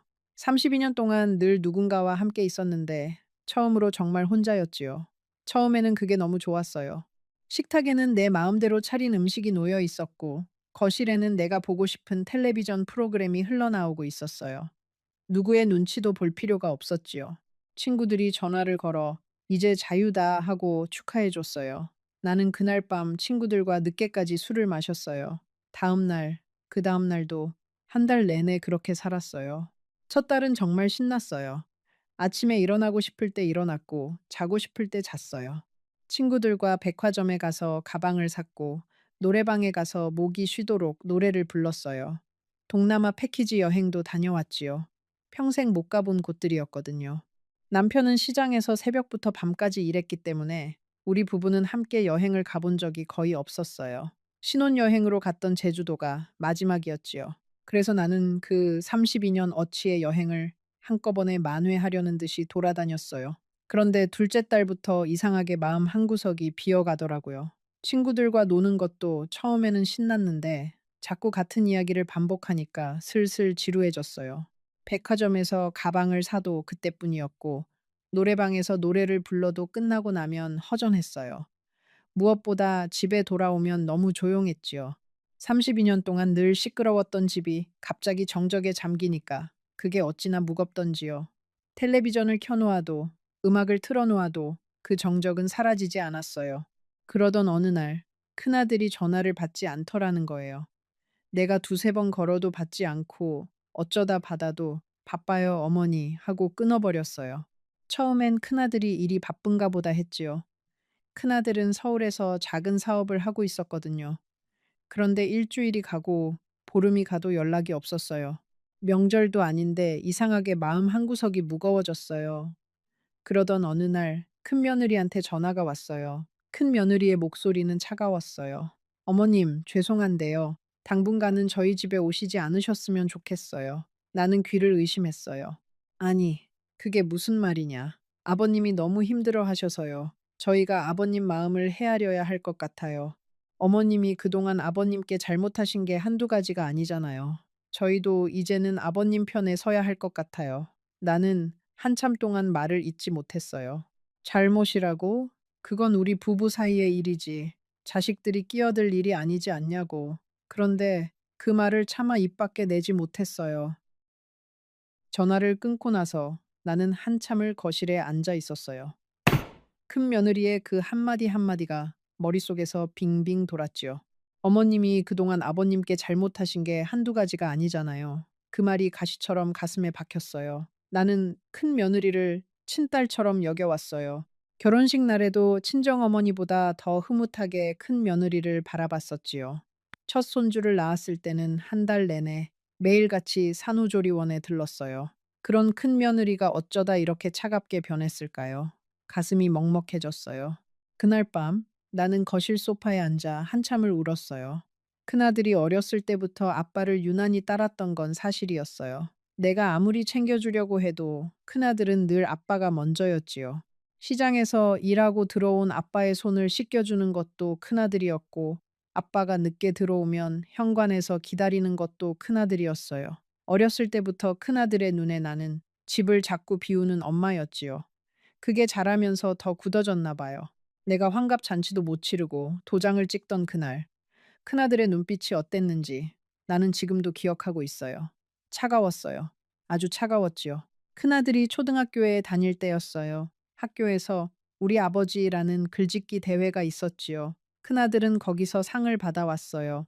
내가 그 글을 읽어보니 거기에는 우리 아버지는 세상에서 가장 다정하고 따뜻한 분이라고 적혀 있었어요. 그 글을 보면서 나는 가슴이 시렸어요.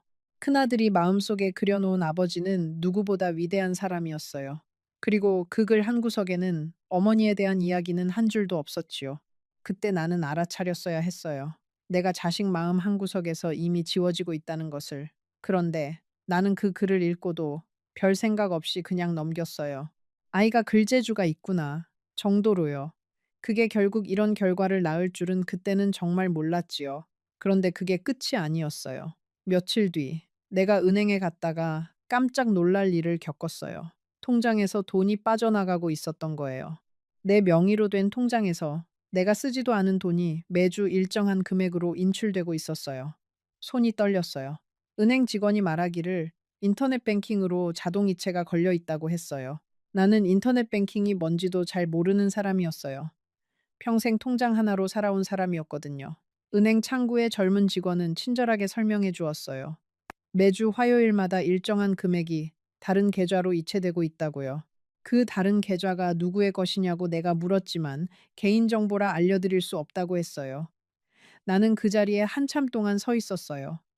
머릿속이 하얘졌지요. 이혼할 때 받은 위자료와 32년을 살면서 내 명의로 모아둔 돈이었어요. 그 돈이 내가 모르는 사이에 빠져나가고 있었어요. 매주 화요일, 정확하게 같은 시간에, 같은 금액으로 집에 돌아온 나는 둘째 아들에게 전화를 걸었어요. 둘째 아들은 한참 침묵하더니 무겁게 입을 열었어요. 어머니, 그거 형이 한 거예요. 큰아들이 내 통장 비밀번호를 알고 있었던 거예요. 옛날에 내가 무릎 수술을 받았을 때 큰아들이 대신 일을 봐주면서 알게 된 거였지요. 그 비밀번호로 인터넷 뱅킹을 열고 매주 돈을 빼서 어디론가 보내고 있었어요. 어디로 보냈는지는 굳이 묻지 않아도 알 수 있었어요. 아버지였지요. 나는 그 자리에 주저앉았어요. 큰아들이 내 돈을 빼서 아버지에게 보내고 있었어요. 32년을 나와 살았던 그 사람에게. 자기 자식 입으로 그렇게 만든 게 누구냐 하면 결국 나였어요. 내가 평생 자식들 앞에서 좋은 어머니로 살지 못했기 때문에 큰아들의 눈에 나는 아버지의 돈까지 자기 마음대로 쓰는 못된 어머니로 보였던 거예요. 그 돈은 사실 이혼 위자료라서 법적으로는 내 돈인데도 큰아들에게는 그게 보이지 않았던 거지요. 둘째 아들은 전화기 너머에서 흐느꼈어요. 어머니, 죄송해요. 진작에 말씀드렸어야 했는데 형이 자기가 알아서 정리한다고 해서 저는 형 말을 믿었어요. 죄송해요, 어머니. 나는 한참을 말이 없었어요. 둘째 아들을 탓할 수도 없었지요. 자기 자식 둘이서 내 모르게 이런 일을 꾸미고 있었다는 게 더 가슴 아팠어요. 나는 떨리는 목소리로 말했어요. 네, 잘못이 아니다. 끊자. 그러고는 한참을 거실 바닥에 그대로 누워 있었어요. 아무도 옆에 와주지 않더라고요. 평생 사람들에 둘러싸여 살았다고 생각했는데 정말 힘든 순간에는 내 옆에 아무도 없었어요. 여러분, 잠시 후에 내가 어떤 선택을 했는지 들려드릴게요. 그 선택이 내 남은 인생을 어떻게 바꿔놓았는지도요. 그리고 솔직히 말씀드리면 나도 그 시간을 지나오면서 아, 사람의 마음이라는 게 이렇게 무서운 거구나 하고 깨달았어요. 자식의 마음이 어떻게 변해가는지를 부모는 가장 늦게 알게 되더라고요. 나는 처음에는 큰아들에게 직접 따지러 가려고 했어요. 그런데 막상 가방을 싸려니 다리에 힘이 빠지더라고요. 자식과 얼굴을 붉히는 일이 그렇게 두려운 줄 몰랐어요.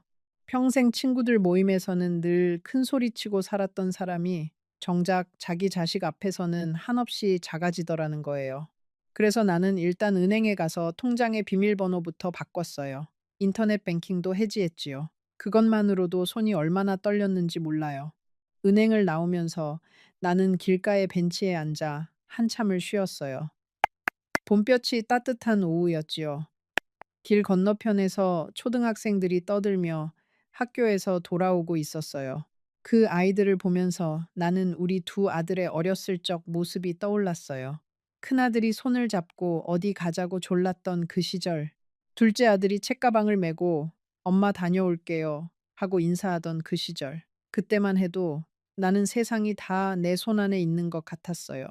내 자식들이 내 등을 돌릴 거라고는 상상조차 못했지요. 사람이 늙어보니까 그제야 알겠더라고요. 자식들의 가장 환한 시절은 의외로 짧다는 것을요.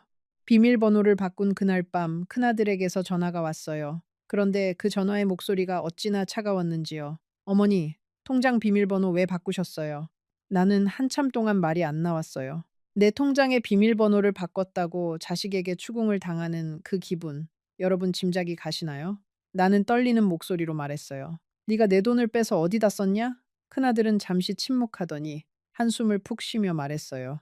어머니, 아버지가 지금 얼마나 힘든지 아세요? 그 나이에 시골에서 혼자 어떻게 살아요? 어머니가 책임지셔야 할 거 아니에요. 책임이라는 말이요. 그 말에 나는 가슴이 막혔어요. 32년 동안 정원 씨가 나에게 책임을 다해줬다는 건 인정해요. 그 사람이 새벽바람 맞으며 일했다는 것도 아이들 학비를 댄 것도 다 인정해요. 그런데 이제 와서 책임이라는 말로 내 돈까지 마음대로 가져가는 게 옳은 일일까요? 나는 큰아들에게 말했어요. 내 아버지 일은 내 아버지가 알아서 한다. 너는 끼어들지 마라. 큰아들은 차갑게 말했어요. 그러면 저희도 어머니 모실 일은 없어요. 알아서 사세요. 전화가 끊겼어요. 그날 밤 나는 한숨도 못 잤어요. 둘째 아들에게라도 전화를 하고 싶었는데 둘째 아들에게까지 짐을 지우기가 미안해서 못했지요. 둘째는 아직 사정이 어려운데 형하고 사이까지 틀어지면 어떡하나 싶었어요. 그래서 그 밤을 혼자 새웠어요. 거실의 시계 초침 소리가 어찌나 크게 들리던지 그 소리가 내 심장을 두드리는 것 같았어요. 새벽이 되자 나는 식탁에 앉아 차를 한 잔 끓였어요. 옛날에 시어머니가 손수 떠주셨던 작설차가 마지막 한 봉지 남아 있었지요. 따뜻한 차 한 모금을 넘기는데 자기도 모르게 눈물이 또르르 흘렀어요. 평생 약한 모습 한 번 보인 적 없는 사람이 그 새벽에는 어린아이처럼 울었어요.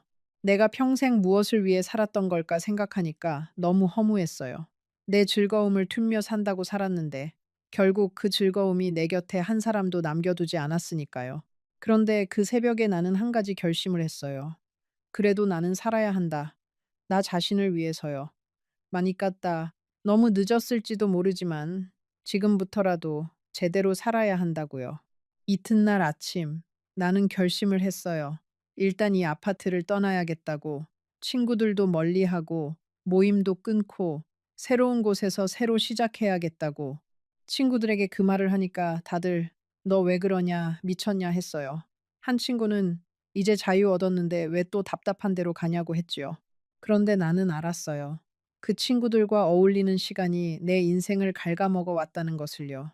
32년을 그렇게 어울리면서 나는 정작 나 자신을 잃어버렸으니까요. 나는 시골에 있는 친정 어머니의 옛집으로 내려가기로 했어요. 어머니가 돌아가신 뒤로 비어있던 집이었지요. 큰언니가 가끔 가서 청소만 해주던 그 집을 다시 정리해서 들어가기로 했어요. 큰언니는 처음에는 너 시골에서 못 산다고 했지만 내 마음이 굳은 걸 보고는 더 말리지 못했어요. 큰언니는 김치 몇 통과 된장 한 단지를 챙겨주면서 힘들면 언제든 와라 하고 어깨를 토닥여줬지요. 그 큰언니의 손이 어찌나 따뜻하던지요. 평생 큰언니에게도 살갑게 대하지 못했던 내가 그 손길에 또 한 번 눈물을 흘렸어요. 시골집은 어머니가 남겨주신 오래된 한옥이었어요. 지붕에는 이끼가 끼어 있었고 마루는 삐걱거렸어요. 부엌은 옛날 그대로의 아궁이 부엌이었지요. 그 집을 보면서 어렸을 적 어머니가 끓여주시던 된장찌개 냄새가 떠올랐어요. 평생을 도시에서 그것도 화려한 모임 속에서 살았던 사람에게 그 한옥의 고즈넉함은 마치 다른 세상 같았어요. 마당에는 늙은 감나무 한 그루가 있었고 그 아래에는 어머니가 직접 묻으셨다는 김장독이 그대로 있었지요. 나는 그 김장독을 보면서 한참을 서 있었어요. 어머니가 살아계실 때 한 번이라도 더 찾아뵙지 못한 게 그제야 사무치게 후회되더라고요. 첫 달은 정말 어색했어요. 나는 텃밭을 가꾸기 시작했어요. 상추를 심고 고추 모종을 옮기고 마늘밭에 거름을 뿌렸지요. 평생 화초 하나 키워본 적 없는 사람이라 모든 게 서툴렀어요. 모종을 심다가 손이 가시에 찔리기도 했고, 걸음을 잘못 줘서 어린 모종이 말라 죽기도 했어요. 기배를 피는지, 그런데 그 서툰 손길이 어찌나 마음을 가라앉히던지요. 누구의 눈치도 볼 필요 없이 내 손으로 흙을 만지고 있는 그 시간이 좋았어요. 평생 시장에서 사 먹기만 하던 채소를 내 손으로 키워본다는 게 그렇게 큰일인 줄 몰랐지요. 마을 사람들은 나를 서울 양반이라고 불렀어요. 처음에는 거리감이 있었지요. 마을 사람들의 눈에 나는 이혼하고 친정 동네로 도망 온 여자였으니까요. 시골 동네에서는 이혼이라는 게 아직도 그렇게 가벼운 일이 아니에요. 사람들이 수군거리는 소리가 가끔 들리기도 했어요. 그래도 나는 못 들은 척 했어요. 평생 남의 시선만 신경 쓰며 산 내가 이제는 그러지 않기로 했으니까요. 묵묵히 내 텃밭을 가꾸고 마당을 쓸고 마을 회관에도 한 번씩 얼굴을 비추었어요. 옆집 박씨 어르신 댁의 며느리 영숙 씨라는 분이 가장 먼저 나에게 손을 내밀어 주었어요. 영숙 씨는 나보다 5살 아래였는데 일찍이 남편을 떠나보내고 혼자 자식 둘을 키워낸 사람이었어요. 마을에서는 똑부러진다고 소문난 분이었지요. 영숙 씨가 어느 날 우리 집에 직접 찾아왔어요. 김치 한 통과 된장국 한 냄비를 들고서요. 혼자 사는 분이 끼니라도 챙겨 드셔야지요. 영숙 씨의 그 한마디에 나는 또 한 번 눈물이 났어요. 평생 누가 나에게 따뜻한 음식을 챙겨준 적이 없었거든요. 친구들 모임에서 음식은 늘 함께 시켜 먹는 거였지. 누군가가 나만을 위해 정성으로 차려준 음식은 없었으니까요. 영숙 씨는 나에게 아무것도 묻지 않았어요. 내가 왜 시골에 왔는지, 무슨 사연이 있는지 한마디도 묻지 않았지요. 그저 며칠에 한 번씩 반찬을 가져다 주고 마당 청소도 도와주고 텃밭 일도 거들어 주었어요. 영숙 씨가 내 옆에 있어준 그 시간 동안 나는 처음으로 사람이 사람에게 이렇게 따뜻해질 수 있구나 하고 느꼈어요. 영숙 씨도 사연이 많은 사람이었어요. 결혼한 지 10년 만에 남편이 병으로 먼저 떠났대요. 그때 영숙 씨 나이가 36이었지요. 큰아들이 초등학교 3학년, 둘째 딸이 5살이었어요. 영숙 씨는 그 어린 두 아이를 데리고 시댁에서 나와 친정 마을로 돌아왔어요. 친정 부모님도 안 계셨지만 그래도 친정 마을이 마음 편했다고 해요. 거기서 영숙 씨는 식당 일도 하고 농사 일도 거들고 빨래방 청소도 하면서 두 아이를 키워냈어요. 큰아들은 지금 부산에서 작은 회사 다니고 둘째 딸은 대전에서 약사로 일한대요. 영숙 씨는 그 두 자식이 다 자리 잡고 나서야 처음으로 한숨을 돌렸다고 했어요. 영숙 씨의 이야기를 들으면서 나는 부끄러웠어요. 영숙 씨는 남편 없이도 두 자식을 그렇게 잘 키워냈는데 나는 남편이 있을 때도 자식들을 제대로 챙기지 못했으니까요. 어머니 노릇이라는 게 어떤 건지 영숙 씨를 보면서 처음으로 진지하게 생각해 봤어요. 어머니라는 건 그저 낳아준 사람이 아니라 매일같이 곁에서 챙겨주는 사람이라는 걸 그제야 깨달았지요. 나는 두 아들을 낳기만 했지. 진짜 어머니 노릇은 한 적이 거의 없었던 거예요. 어느 날 영숙 씨와 마당에 앉아 차를 마시는데 영숙 씨가 조심스럽게 입을 열었어요. 순자 언니, 혹시 자식들하고는 연락하세요? 나는 한참 동안 말이 없었어요. 그러다 천천히 입을 열었지요. 큰아들은 연락 끊긴 지 오래야. 둘째는 가끔 전화와. 영숙 씨는 가만히 고개를 끄덕였어요. 그래도 둘째라도 있으니 다행이네요. 그 한마디에 나는 또 눈물이 났어요. 평생 둘째 아들에게 제대로 잘해준 적이 없는데도 둘째는 그래도 나를 어머니라고 부르며 가끔이라도 전화를 주고 있었거든요. 그게 얼마나 큰 다행인지를 그때 처음 알았어요. 텃밭에서 하루 일을 마치고 집에 돌아오면 나는 마루에 앉아 한참을 멍하니 있었어요. 손은 흙투성이었고 등은 땀에 젖어 있었지요. 그래도 이상하게 마음은 가벼웠어요. 평생 친구들과 어울려 노래방에서 노래를 부르고 백화점에서 가방을 살 때보다 텃밭에서 상추 한 잎을 따는 게 훨씬 더 보람있게 느껴졌어요. 누가 시켜서 하는 일이 아니라 내가 좋아서 하는 일이었으니까요. 나는 그제야 깨달았어요. 평생 내가 즐거움이라고 부르던 것들이 사실은 진짜 즐거움이 아니었다는 걸요. 진짜 즐거움은 시끄러운 곳이 아니라 조용한 곳에 있었어요. 화려한 것이 아니라 소박한 것에 있었지요. 영숙 씨는 내가 텃밭 일에 익숙해질 때까지 옆에서 끈기 있게 가르쳐 주었어요. 어떤 모종을 어느 계절에 심어야 하는지, 거름은 어떤 종류로 어느 정도 줘야 하는지, 잡초는 어떻게 뽑아야 손목이 덜 아픈지, 평생 시장에서 다듬어진 채소만 골라 담아오던 내가 흙 속에서 직접 채소를 키우는 과정을 처음으로 알게 된 거예요. 영숙 씨는 한 가지 한 가지 알려주면서도 절대 가르치는 티를 내지 않았어요. 그저 같이 일하면서 자연스럽게 내가 따라하도록 해주었지요. 그 배려가 어찌나 고마웠던지요. 사람이 사람을 가르칠 때 자기가 윗사람이라는 티를 내지 않고 가르치는 게 정말 어려운 일이거든요. 영숙 씨는 그걸 자연스럽게 할 줄 아는 사람이었어요. 어떤 날은 영숙 씨가 직접 만든 김치를 한 통 가지고 왔어요. 그 김치를 한 입 베어 무는 순간 나는 또 눈물이 나려고 했어요. 평생 김치라는 게 그렇게 깊은 맛을 가질 수 있다는 걸 처음 알았거든요. 우리 시어머니가 담가주셨던 김치도 맛있었지만 그땐 어려서 그 맛을 제대로 음미하지 못했어요. 영숙 씨의 김치는 단순한 김치가 아니라 한 사람이 자식 둘을 혼자 키워내며 평생 담가온 그 정성이 다 들어있는 김치였어요. 나는 그 김치를 한 보시기씩 아껴 먹었어요. 평생 음식을 그렇게 아껴 먹어본 적이 없었지요. 영숙 씨에게는 또 한 가지 신기한 점이 있었어요. 자기 자식 자랑을 거의 하지 않는다는 거였지요. 시골 동네 어르신들 사이에서는 자기 자식 자랑이 가장 큰 화제거든요. 누구네 아들이 무슨 일을 하는지, 누구네 딸이 어떤 사위를 만났는지, 그런 이야기들이 끊이질 않아요.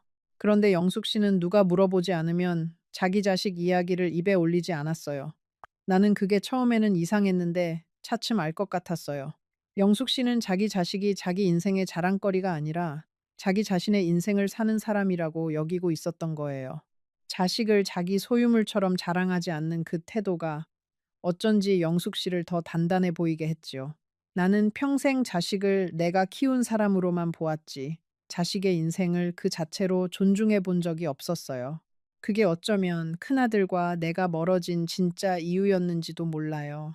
또 다른 어느 날에는 영숙 씨가 내 손을 잡으며 이렇게 말했어요. 언니, 이제부터는 자기 자신한테 좀 잘해주세요. 평생 자기한테 잘해주지 않은 사람은요, 다른 사람한테도 진짜로는 잘 못해주거든요. 그 말이 한참 동안 내 가슴에 머물렀어요. 곰곰이 생각해 보니까 정말 그랬어요. 나는 평생 나 자신한테 잘해주지 못했어요. 친구들과 어울리고 비싼 물건을 사는 게 나에게 잘해주는 거라고 착각했지만 사실은 그게 다 나를 잊으려는 행동이었거든요. 진짜 나에게 잘해준다는 건 그런 게 아니에요. 조용한 시간을 갖고 내 마음을 들여다보고 내가 진짜 원하는 게 뭔지 물어보는 것이었지요. 그걸 평생 못했으니까 결국 내 곁에 있던 사람들한테도 진짜로 잘해주지 못한 거예요. 영숙 씨와 함께 보낸 그 봄날들은 이상하게 천천히 흘렀어요. 도시에서 친구들과 보내던 시간은 늘 빠르게 휙휙 지나갔는데 시골에서 영숙 씨와 보내는 시간은 한 시간이 마치 하루 같았어요. 햇볕에 마늘 한 톨이 익어가는 것을 매일 들여다보고 있으면 신기하게도 그 변화가 다 보였어요. 도라지꽃이 피는 그 작은 순간도, 단풍이 한 잎씩 색을 바꿔가는 그 변화도 모두 영숙 씨와 함께 가만히 바라보다 보면 인생이 그 안에 다 들어있는 것 같았지요. 평생 빠르게 살아온 사람에게 그 느림이 처음에는 답답하기도 했어요. 그런데 차츰차츰 그 느림이 어찌나 깊은 위로가 되던지요. 인생이라는 게 사실은 빠른 게 좋은 게 아니라는 걸 그제야 알게 되었어요. 그러던 어느 날 다시 한번 큰일이 터졌어요. 시골 우체국에서 내 앞으로 등기 우편이 한 통 왔어요. 변호사 사무실에서 보낸 거였지요. 떨리는 손으로 봉투를 뜯었어요. 안에는 위자료 반환 청구서가 들어 있었어요. 정환 씨가, 그러니까 이혼한 전 남편이 이미 지급한 위자료의 절반을 돌려달라고 청구한 거예요. 이혼할 때 합의해서 받은 돈인데 이제 와서 돌려달라니. 32년이라는 세월에 대한 정환 씨의 기여가 정당하게 평가되지 않았다는 거였지요. 나는 그 자리에서 종이를 구겨버릴 뻔했어요. 그런데 더 충격이었던 건요, 그 청구서 뒤에 첨부된 진술서였어요. 큰아들의 진술서. 큰아들이 어머니는 가정에 충실하지 않았고 가족의 돈을 자기 즐거움에 쓰셨다는 내용의 진술서를 제출한 거였어요. 그 진술서를 읽으면서 나는 한참을 멍하니 서 있었어요. 글자 하나하나가 다 맞는 말이었어요. 내가 가정에 충실하지 않았던 것도 맞고 가족의 돈을 내 즐거움에 썼던 것도 맞아요. 그런데 그 글을 자기 자식이 적어서 법원에 제출했다는 게 너무 비참했어요. 자기 어머니에 대해서 자기 자식이 그렇게 글로 적어서 법원에 낼 수 있다는 게요. 거실에 주저앉아서 그 진술서를 몇 번이나 다시 읽었어요. 읽을수록 가슴이 더 무너졌지요. 내가 평생 자식들에게 보여준 모습이 결국 가정을 돌보지 않은 어머니였다는 게 너무 사무쳤어요. 여러분, 잠시 후에 내가 이 상황을 어떻게 풀어갔는지 말씀드릴게요. 그리고 그 후에 영숙 씨와의 관계는 어떻게 되었는지도요. 한 사람의 인생이 이렇게 한꺼번에 무너질 수 있다는 게 정말 믿기지 않을 정도였어요. 나는 그날 밤 변호사를 만나기로 마음먹었어요. 면사무소 직원이 소개해준 변호사였지요. 변호사 사무실에 가서 그동안의 사정을 다 털어놓았어요. 큰아들이 내 통장에서 돈을 빼간 일, 큰아들이 진술서를 쓴 일, 그리고 정환 씨가 위자료 반환을 청구한 일까지 모두요. 변호사는 한참을 듣더니 무겁게 말했어요. 선생님, 이게 쉽지 않은 싸움이 될 거예요. 자식과의 싸움이라서요. 마음 단단히 잡수셔야 합니다. 자식과의 싸움. 그 말이 내 가슴을 후벼 팠어요. 나는 사무실을 나오면서 한참을 골목에 서 있었어요. 사람들이 지나가도 보이지 않았어요. 그저 멍하니 서 있었지요. 그때 휴대폰이 울렸어요. 영숙 씨였어요. 언니, 어디세요? 텃밭에 안 계시던데. 나는 그 목소리에 무너졌어요. 그 자리에 주저앉아 한참을 울었지요. 영숙 씨는 아무것도 묻지 않고 그저 지금 가요 라고만 말했어요. 영숙 씨가 나를 찾아왔을 때 나는 모든 걸 다 털어놓았어요. 내가 얼마나 어리석은 사람이었는지, 얼마나 부족한 어머니였는지, 32년을 헛살았다는 게 얼마나 부끄러운지요. 영숙 씨는 한참을 듣더니 내 손을 잡았어요. 언니, 그건 헛산 게 아니에요. 두 아들을 낳고 키우셨잖아요. 한 아들이 잘못된 길로 갔다고 해서 다른 아들까지 부정하면 안 되지요. 그리고요, 영숙 씨는 잠시 숨을 골랐어요. 지금부터라도 잘 살면 되는 거예요.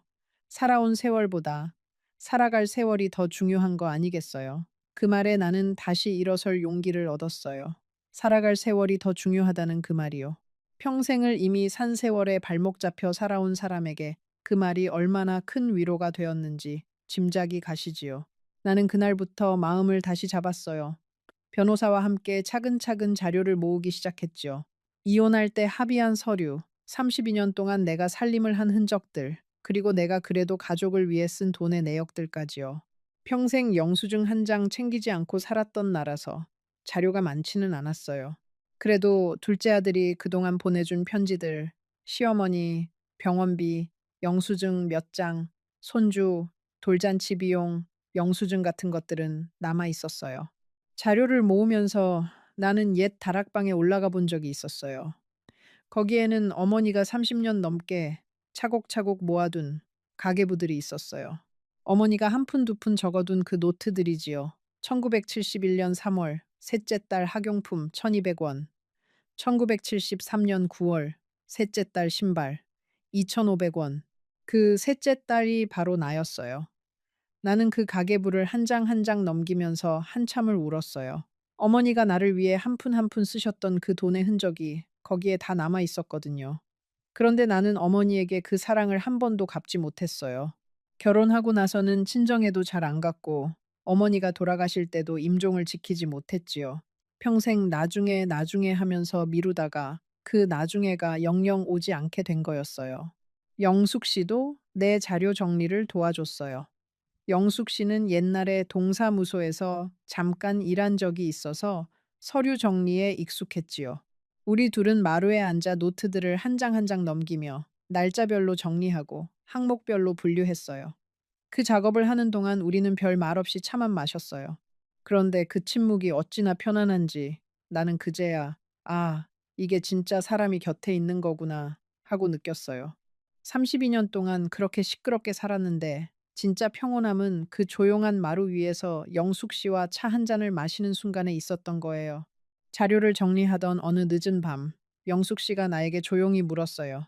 언니, 후회되시는 거 있으세요? 나는 한참을 생각하다가 대답했어요. 있지. 왜 없겠어. 영숙 씨는 가만히 다음 말을 기다렸어요. 나는 천천히 말을 이었지요. 제일 후회되는 건요. 자식들에게 엄마는 너희를 사랑한다 하고 한 번도 말 안 한 거예요. 그 말이 뭐 그리 어렵다고 한 번을 못 했어요. 그 말 한마디가 있었으면 큰아들이 지금처럼 변하지 않았을지도 몰라요. 영숙 씨는 내 손등을 톡톡 두드렸어요. 언니 탓만은 아니에요. 자식이라는 게 또 자기 마음대로 자라는 거잖아요. 다만 사람이 보고 싶은 것만 보는 게 문제지요. 나는 그 말에 한참 동안 고개를 끄덕였어요. 사람이 보고 싶은 것만 본다는 그 말이 가슴 깊은 곳을 찌르더라고요. 큰아들이 어머니의 나쁜 면만 보고 자기 마음에 새겨두었던 것처럼 나도 평생 내가 보고 싶은 것만 보고 살았어요. 정원 씨가 새벽에 시장에서 얼마나 힘들었는지, 자식들이 엄마를 얼마나 그리워했는지, 시어머니가 자식 둘을 떠맡으면서 얼마나 고생하셨는지, 나는 그 모든 것을 보지 않으려고 했어요. 보이면 내가 불편해질 테니까요. 그렇게 한 번, 두 번 외면하다 보니까 32년이 그렇게 흘러간 거예요. 인생이라는 게 결국 그렇게 모래성처럼 쌓이는 모양이에요. 외면한 모래알들이 모이고 모여서 결국 한순간에 무너지는 거지요. 며칠 뒤, 나는 변호사 사무실에 다시 갔어요. 자료를 모두 정리해서 가지고 갔지요. 변호사는 그 자료들을 보더니 고개를 끄덕였어요. 선생님, 이 정도면 충분히 다툴 수 있는 자료입니다. 그래도 한 가지 여쭤보고 싶은데요. 자식과 끝까지 가실 마음이 있으세요? 그 한마디에 나는 또 한참을 생각했어요. 자식과 끝까지 간다는 게 어떤 의미인지 알면서도 그래도 내 권리는 지키고 싶었어요. 평생 한 번도 내 권리를 지켜본 적이 없는 사람이라서요. 그런데 한편으로는 내가 정말 끝까지 가서 이긴다고 한들 그 후에 큰아들과 어떻게 살아가야 할지 막막했지요. 변호사 사무실을 나오면서 나는 처음으로 가벼운 마음을 느꼈어요. 결과가 어떻게 될지는 모르지만 그래도 내가 내 인생을 위해 무언가를 하고 있다는 사실이 위로가 되었어요. 그리고 무엇보다 옆에는 영숙 씨가 있었지요. 영숙 씨가 곁에 있다는 사실 하나만으로도 나는 무너지지 않을 수 있을 것 같았어요. 인생이라는 게 그렇더라고요. 곁에 누가 있느냐에 따라 같은 풍랑도 다르게 견뎌지는 거예요. 그런데 말이에요. 인생이라는 게 또 그렇게만 흘러가지 않더라고요. 자료를 다 모아서 변호사에게 넘긴 그 다음 날이었어요. 둘째 아들에게서 다급한 전화가 왔어요. 어머니, 빨리 서울로 오세요. 형이, 둘째 아들의 목소리가 떨렸어요. 나는 가슴이 무너지는 것 같았어요. 큰아들에게 무슨 일이 생긴 건가? 미운 정도 정이라고. 그래도 내 자식인데. 나는 옷도 제대로 챙겨 입지 못하고 서울행 버스를 탔어요. 버스 안에서 나는 창밖을 멍하니 바라봤어요. 1시간 반의 그 시간이 마치 한나절처럼 길게 느껴졌지요. 큰아들 얼굴이 자꾸 떠올랐어요. 어렸을 때 아빠를 기다리며 현관 앞에 앉아 있던 큰아들. 초등학교에 들어가서 처음으로 아버지 사랑해요 라고 편지를 써준 큰아들. 대학에 합격하고 정환 씨에게 큰절을 하며 아버지 덕분이에요 라고 말하던 큰아들. 그 모든 큰아들이 내 머릿속에서 빙빙 돌았어요. 그런 큰아들이 어떻게 그렇게 변해버린 걸까요? 어디서부터 잘못된 걸까요? 어쩌면 내가 처음부터 어머니 노릇을 제대로 못했기 때문에 큰아들의 마음이 그렇게 비뚤어진 게 아닐까요? 그 답을 나는 끝내 찾지 못했어요. 서울에 도착해서 둘째 아들을 만난 나는 그제야 자초지종을 들었어요. 큰아들의 사업이 망했다는 거예요. 알고 보니 큰아들이 정환 씨에게 보낸 돈도 자기 사업 자금을 정환 씨에게 맡겨두려던 거였대요. 그런데 정환 씨는 그 돈을 절대 자기가 안 쓰겠다고 하면서 통장에 그대로 두었어요. 그 사이에 큰아들의 사업이 자금난에 빠지고 큰 며느리는 손주를 데리고 친정으로 가버렸어요. 큰아들은 지금 작은 원룸에서 혼자 지내고 있다고 했어요. 나는 한참을 말없이 앉아 있었어요. 둘째 아들이 조심스럽게 물었어요. 어머니 어떻게 하시겠어요? 나는 깊은 한숨을 쉬었어요. 이게 인생인가 보다 싶었어요. 나를 그렇게 매몰차게 대하던 큰아들이 이제는 모든 걸 잃고 혼자 남았어요. 나는 한참을 생각하다가 말했어요. 일단 한번 가보자. 둘째 아들은 잠시 망설이다가 고개를 끄덕였어요. 큰아들의 원룸 문 앞에 섰을 때 내 손이 떨렸어요. 평생 큰 소리치며 살았던 손이 자기 자식의 방문 앞에서는 그렇게 떨렸어요. 문이 열렸을 때 나는 큰아들의 얼굴을 보고 가슴이 무너졌어요. 머리는 부스스하고 얼굴은 충숙하고 눈에는 핏발이 서 있었어요. 큰아들은 나를 보더니 한참을 멍하니 서 있다가 갑자기 무릎을 꿇었어요. 어머니 죄송해요. 정말 죄송해요. 큰아들이 그렇게 우는 모습은 나도 처음 봤어요. 큰아들이 어릴 때도 그렇게 운 적이 없었어요. 엄마, 나는 한참을 서 있다가 큰아들을 일으켜 세웠어요. 아무 말도 하지 않았어요. 그저 큰아들의 등을 한번 토닥였지요. 그 토닥임이 어떤 말보다 더 큰 의미를 담고 있었어요. 평생 자식의 등을 토닥여 준 적이 없었던 나로서는 그 한 번의 손길이 어쩌면 32년 어치의 사랑 표현이었는지도 몰라요. 큰아들은 한참을 내 품에서 흐느꼈어요. 둘째 아들은 옆에서 눈물을 훔쳤지요. 원루마는 어수선했어요. 빈 컵라면 그릇이 쌓여 있고 빨지 않은 옷들이 의자에 걸쳐져 있었어요. 나는 그 모습을 보면서 가슴이 또 한 번 무너졌어요. 내 큰아들이, 그 똑똑하고 잘생긴 내 큰아들이 이런 모습으로 살고 있다니. 나는 말없이 부엌에 가서 라면 한 봉지를 꺼냈어요. 그러고는 라면을 끓이기 시작했지요. 큰아들은 그 모습을 보면서 또 한 번 흐느꼈어요. 평생 어머니가 끓여준 라면 한 그릇을 받아본 적이 거의 없었거든요. 큰아들이 어렸을 때 라면은 늘 시어머니가 끓여주셨지요. 둘째 아들이 옆에서 나를 도와 김치를 꺼내고 그릇을 챙겼어요. 우리 세 식구가 그 좁은 원룸에서 라면 한 그릇씩을 나눠 먹었어요. 32년 만에 처음 있는 일이었지요.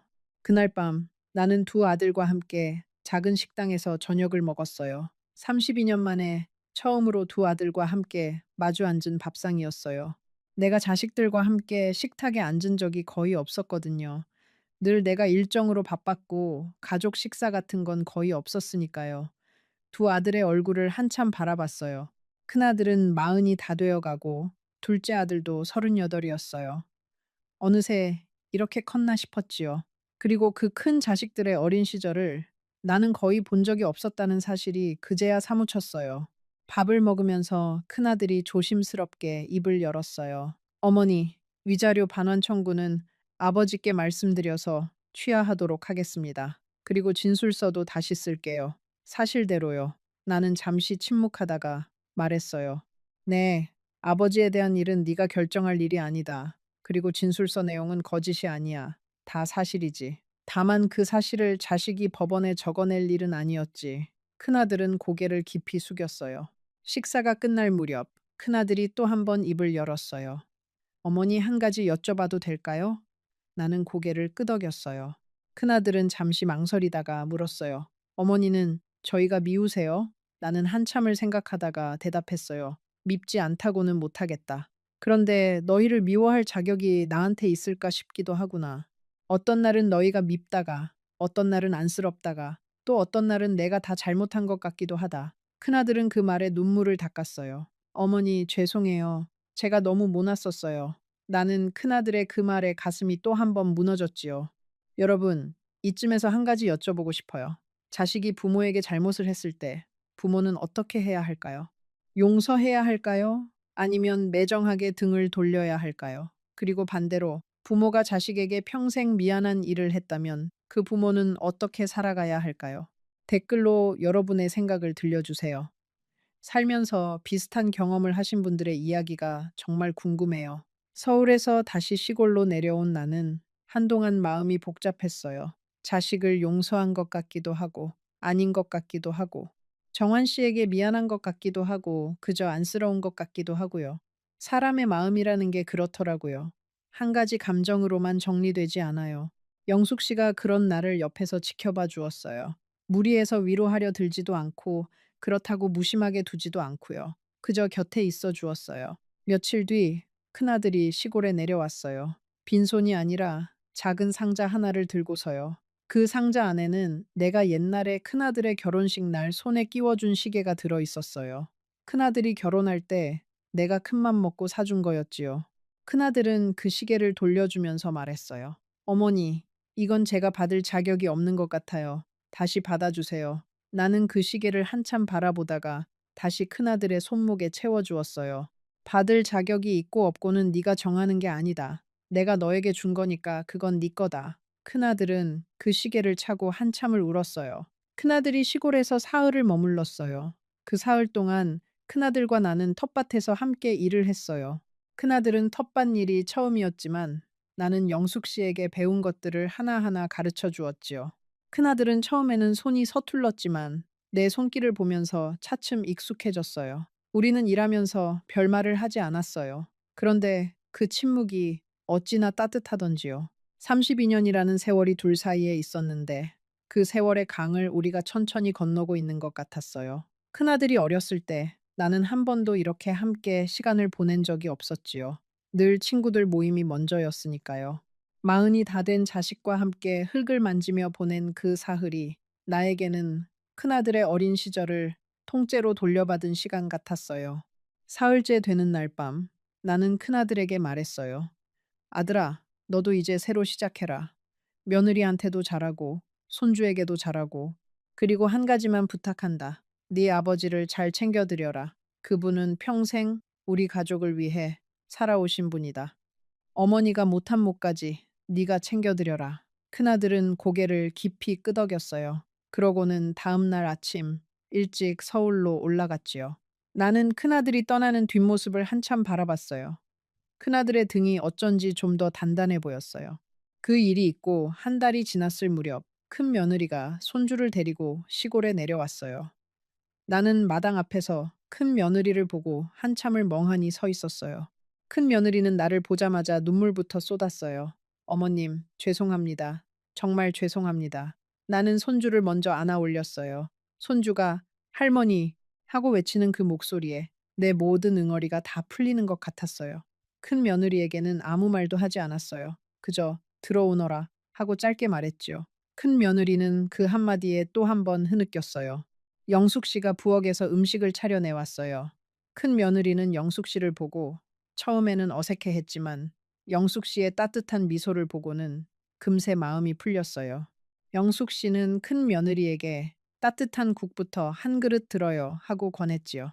큰 며느리는 영숙 씨가 끓여준 국을 한 숟갈 떠먹고는 또 울었어요. 그 국 한 그릇이 마음을 다 녹여버린 모양이었어요. 손주는 영숙 씨를 이모 할머니라고 부르며 잘 따랐어요. 영숙 씨는 손주의 머리를 쓰다듬으며 따로 만들어둔 떡 한 접시를 내주었지요. 그 풍경이 어찌나 따뜻하던지 나는 마루 한켠에서 그 모습을 가만히 바라보다가 자기도 모르게 눈가가 젖었어요. 그날 밤 큰며느리는 나에게 어머님 정말 죄송합니다 하고 한 번 더 사과했어요. 나는 이미 지난 일이다 하고 짧게 답했지요. 그러고는 너도 이제 마음 편히 살아라. 시어머니로서 내가 너에게 따뜻하게 해준 게 없으니 네가 그동안 차갑게 대했어도 다 내 탓이다 하고 덧붙였어요. 큰 며느리는 그 한마디에 한참을 울었어요. 사실 큰 며느리에 대한 서운함이 마음 한구석에 있었지만 그걸 표현하지는 않았어요. 내가 한마디 더 보태면 큰 며느리는 평생 그 한마디에 시달릴 거라는 걸 아니까요. 늙은 시어머니의 한마디가 며느리에게 얼마나 무거운 짐이 되는지를 나는 시어머니에게서 평생 들으면서 깨달았거든요. 그러던 어느 늦은 봄날이었어요. 영숙 씨와 함께 텃밭에 있다가 나는 문득 손을 멈췄어요. 영숙 씨에게 말했지요. 영숙아, 내가 한 가지 부탁이 있는데. 영숙 씨는 고개를 들었어요. 말씀하세요, 언니. 나는 잠시 말을 고르더니 입을 열었어요. 나하고 같이 늙어가 줄 수 있겠니? 같은 마을에서 자매처럼. 영숙 씨는 한참 동안 나를 바라봤어요. 그러더니 슬며시 웃었어요. 늙는 건 누구나 하는 일이지요. 같이 늙는다고 뭐가 달라지겠어요. 그래도 언니가 그렇게 말씀하시면 저는 좋아요. 나는 그날 영숙 씨의 손을 처음으로 꼭 잡았어요. 거칠고 마디 굵은 손이었어요. 평생 일만 한 손이지요. 그런데 나에게는 그 손이 세상에서 가장 따뜻한 손이었어요. 평생 친구들이 많다고 자부했었는데 진짜 친구는 그때 영숙 씨 한 사람뿐이었어요. 친구가 많은 게 아니라 한 사람이라도 진짜 친구가 있는 게 사람의 인생을 살게 해주는 거더라고요. 영숙 씨는 자기 집에서 살았고 나는 내 집에서 살았어요. 하지만 우리는 거의 매일 같이 밥을 먹었지요. 영숙 씨가 우리 집에 와서 차리기도 하고 내가 영숙 씨네 가서 함께 먹기도 했어요. 두 사람의 자식들도 다 동의해 주었어요. 큰아들도 둘째 아들도 영숙 씨의 두 자식도요. 모두가 우리 두 사람의 우정을 존중해 주었어요. 늙어서 친구 한 사람 곁에 있는 게 얼마나 큰 행운인지를 자식들도 이제는 아는 모양이었어요. 그렇게 내 인생은 다시 시작되었어요. 시골에서 영숙 씨와 함께 텃밭을 가꾸면서요. 큰아들은 작은 회사에 다시 취직을 했어요. 큰 며느리도 다시 돌아왔고 손주도 가끔씩 시골에 놀러 왔지요. 둘째 아들네도 여전히 한 달에 두 번씩 내려왔어요. 내 마당에는 늘 사람들이 북적였어요. 32년 동안 한 번도 누려보지 못한 풍경이었지요. 친구들 모임에서 시끌벅적했던 것과는 전혀 다른 가족의 따뜻한 북적임이었어요. 손주가 시골에 오는 날이면 나는 새벽부터 분주했어요.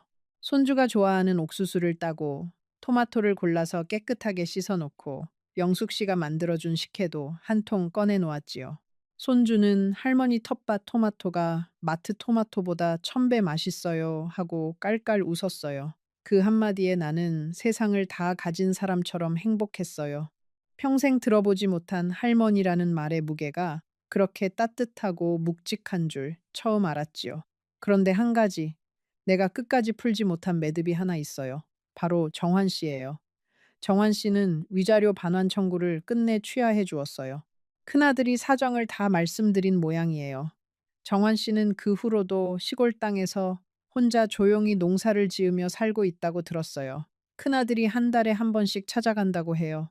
나는 정환 씨에게 한 번도 직접 연락한 적이 없어요. 미안한 마음이 너무 커서 무슨 말을 어떻게 시작해야 할지 모르겠더라고요. 32년 동안 너무 많이 미안한 일을 한 사람한테는 미안하다는 한마디가 오히려 너무 가볍게 느껴지거든요. 영숙 씨가 한번 나에게 물었어요. 언니, 정환 씨한테 한번 찾아가 보시는 게 어때요? 나는 한참을 생각하다 말했어요. 못 가. 가서 무슨 말을 해? 그 사람한테는 내가 안 보이는 게 가장 큰 선물이야. 영숙 씨는 의아한 표정을 지었어요. 그래도 한 번은 나는 쓸쓸하게 웃었어요. 영숙아, 어떤 미안함은 평생 갚을 수 없는 거란다. 그래서 그 미안함을 안고 사는 게 그 사람한테 갚아주는 유일한 방법이야. 내가 그 사람한테 가서 미안하다 한마디 하고 마음 가벼워지는 거, 그건 또 한 번 그 사람한테 못된 짓 하는 거지. 여러분, 이 말이 오래도록 내 마음에도 남아 있어요. 우리는 살면서 누군가에게 잘못을 했을 때 자꾸 사과해서 내 마음을 가볍게 하려고 해요. 그런데 어떤 사과는 받는 사람한테 또 한 번의 짐이 되기도 해요. 진짜 미안하다면. 가끔은 그 미안함을 평생 안고 사는 게 그 사람을 위한 길일 수도 있는 거예요. 이걸 깨닫는데 나는 평생이 걸렸어요.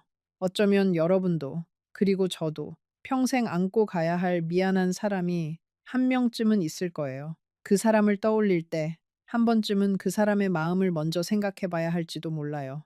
내 이야기는 여기서 끝이에요. 지금 나는 81가 되었지요. 영숙 씨와 함께 잘 살고 있어요. 영숙 씨는 76이 되었고, 우리는 여전히 매일 함께 밥을 먹어요. 텃밭 농사도 제법 잘 되어서 마을에서는 토마토 자매라는 별명을 얻었답니다.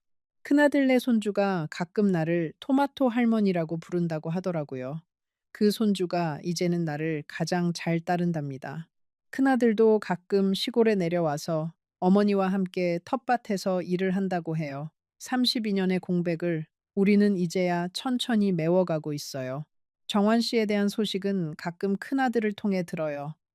정환 씨는 시골에서 조용히 농사를 지으며 살고 있다고 하더군요. 다행히 건강은 괜찮으시다고 해요. 마을 어르신들과 어울려 막걸리도 한 잔씩 하시고 손주가 놀러 가면 옥수수며 감자며 한 보따리씩 챙겨주신다고요. 그 사람의 인생에 평온이 찾아왔다는 소식을 나는 멀리서 그저 감사하게 듣고 있어요. 그게 내가 그 사람한테 할 수 있는 마지막 도리인 것 같아요. 나는 이 모든 시간을 지나오면서 한 가지를 배웠어요. 인생에서 가장 중요한 건 누구와 함께 사느냐가 아니라 내가 나 자신과 어떻게 사느냐 하는 거예요.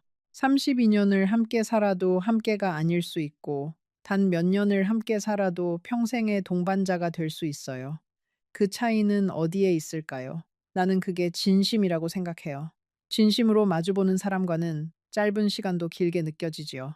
진심 없이 마주 앉은 사람과는 긴 시간도 그저 흘러갈 뿐이에요. 여러분도 지금 옆에 있는 사람을 한번 돌아보세요. 진심으로 마주보고 있는지, 아니면 그저 옆에 있을 뿐인지. 만약 진심이 없다면 32년이 지난 후에 나처럼 후회하지 않도록 지금이라도 마음을 다시 잡아보세요. 그리고 만약 옆에 진심을 주는 사람이 있다면 그 사람의 손을 한 번 더 잡아주세요. 내가 영숙 씨의 손을 처음 잡았을 때 느꼈던 그 따뜻함을 여러분도 늦지 않게 느낄 수 있도록요.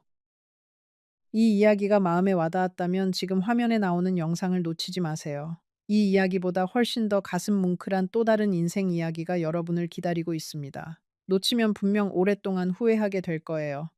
다음 이야기에서 만나요.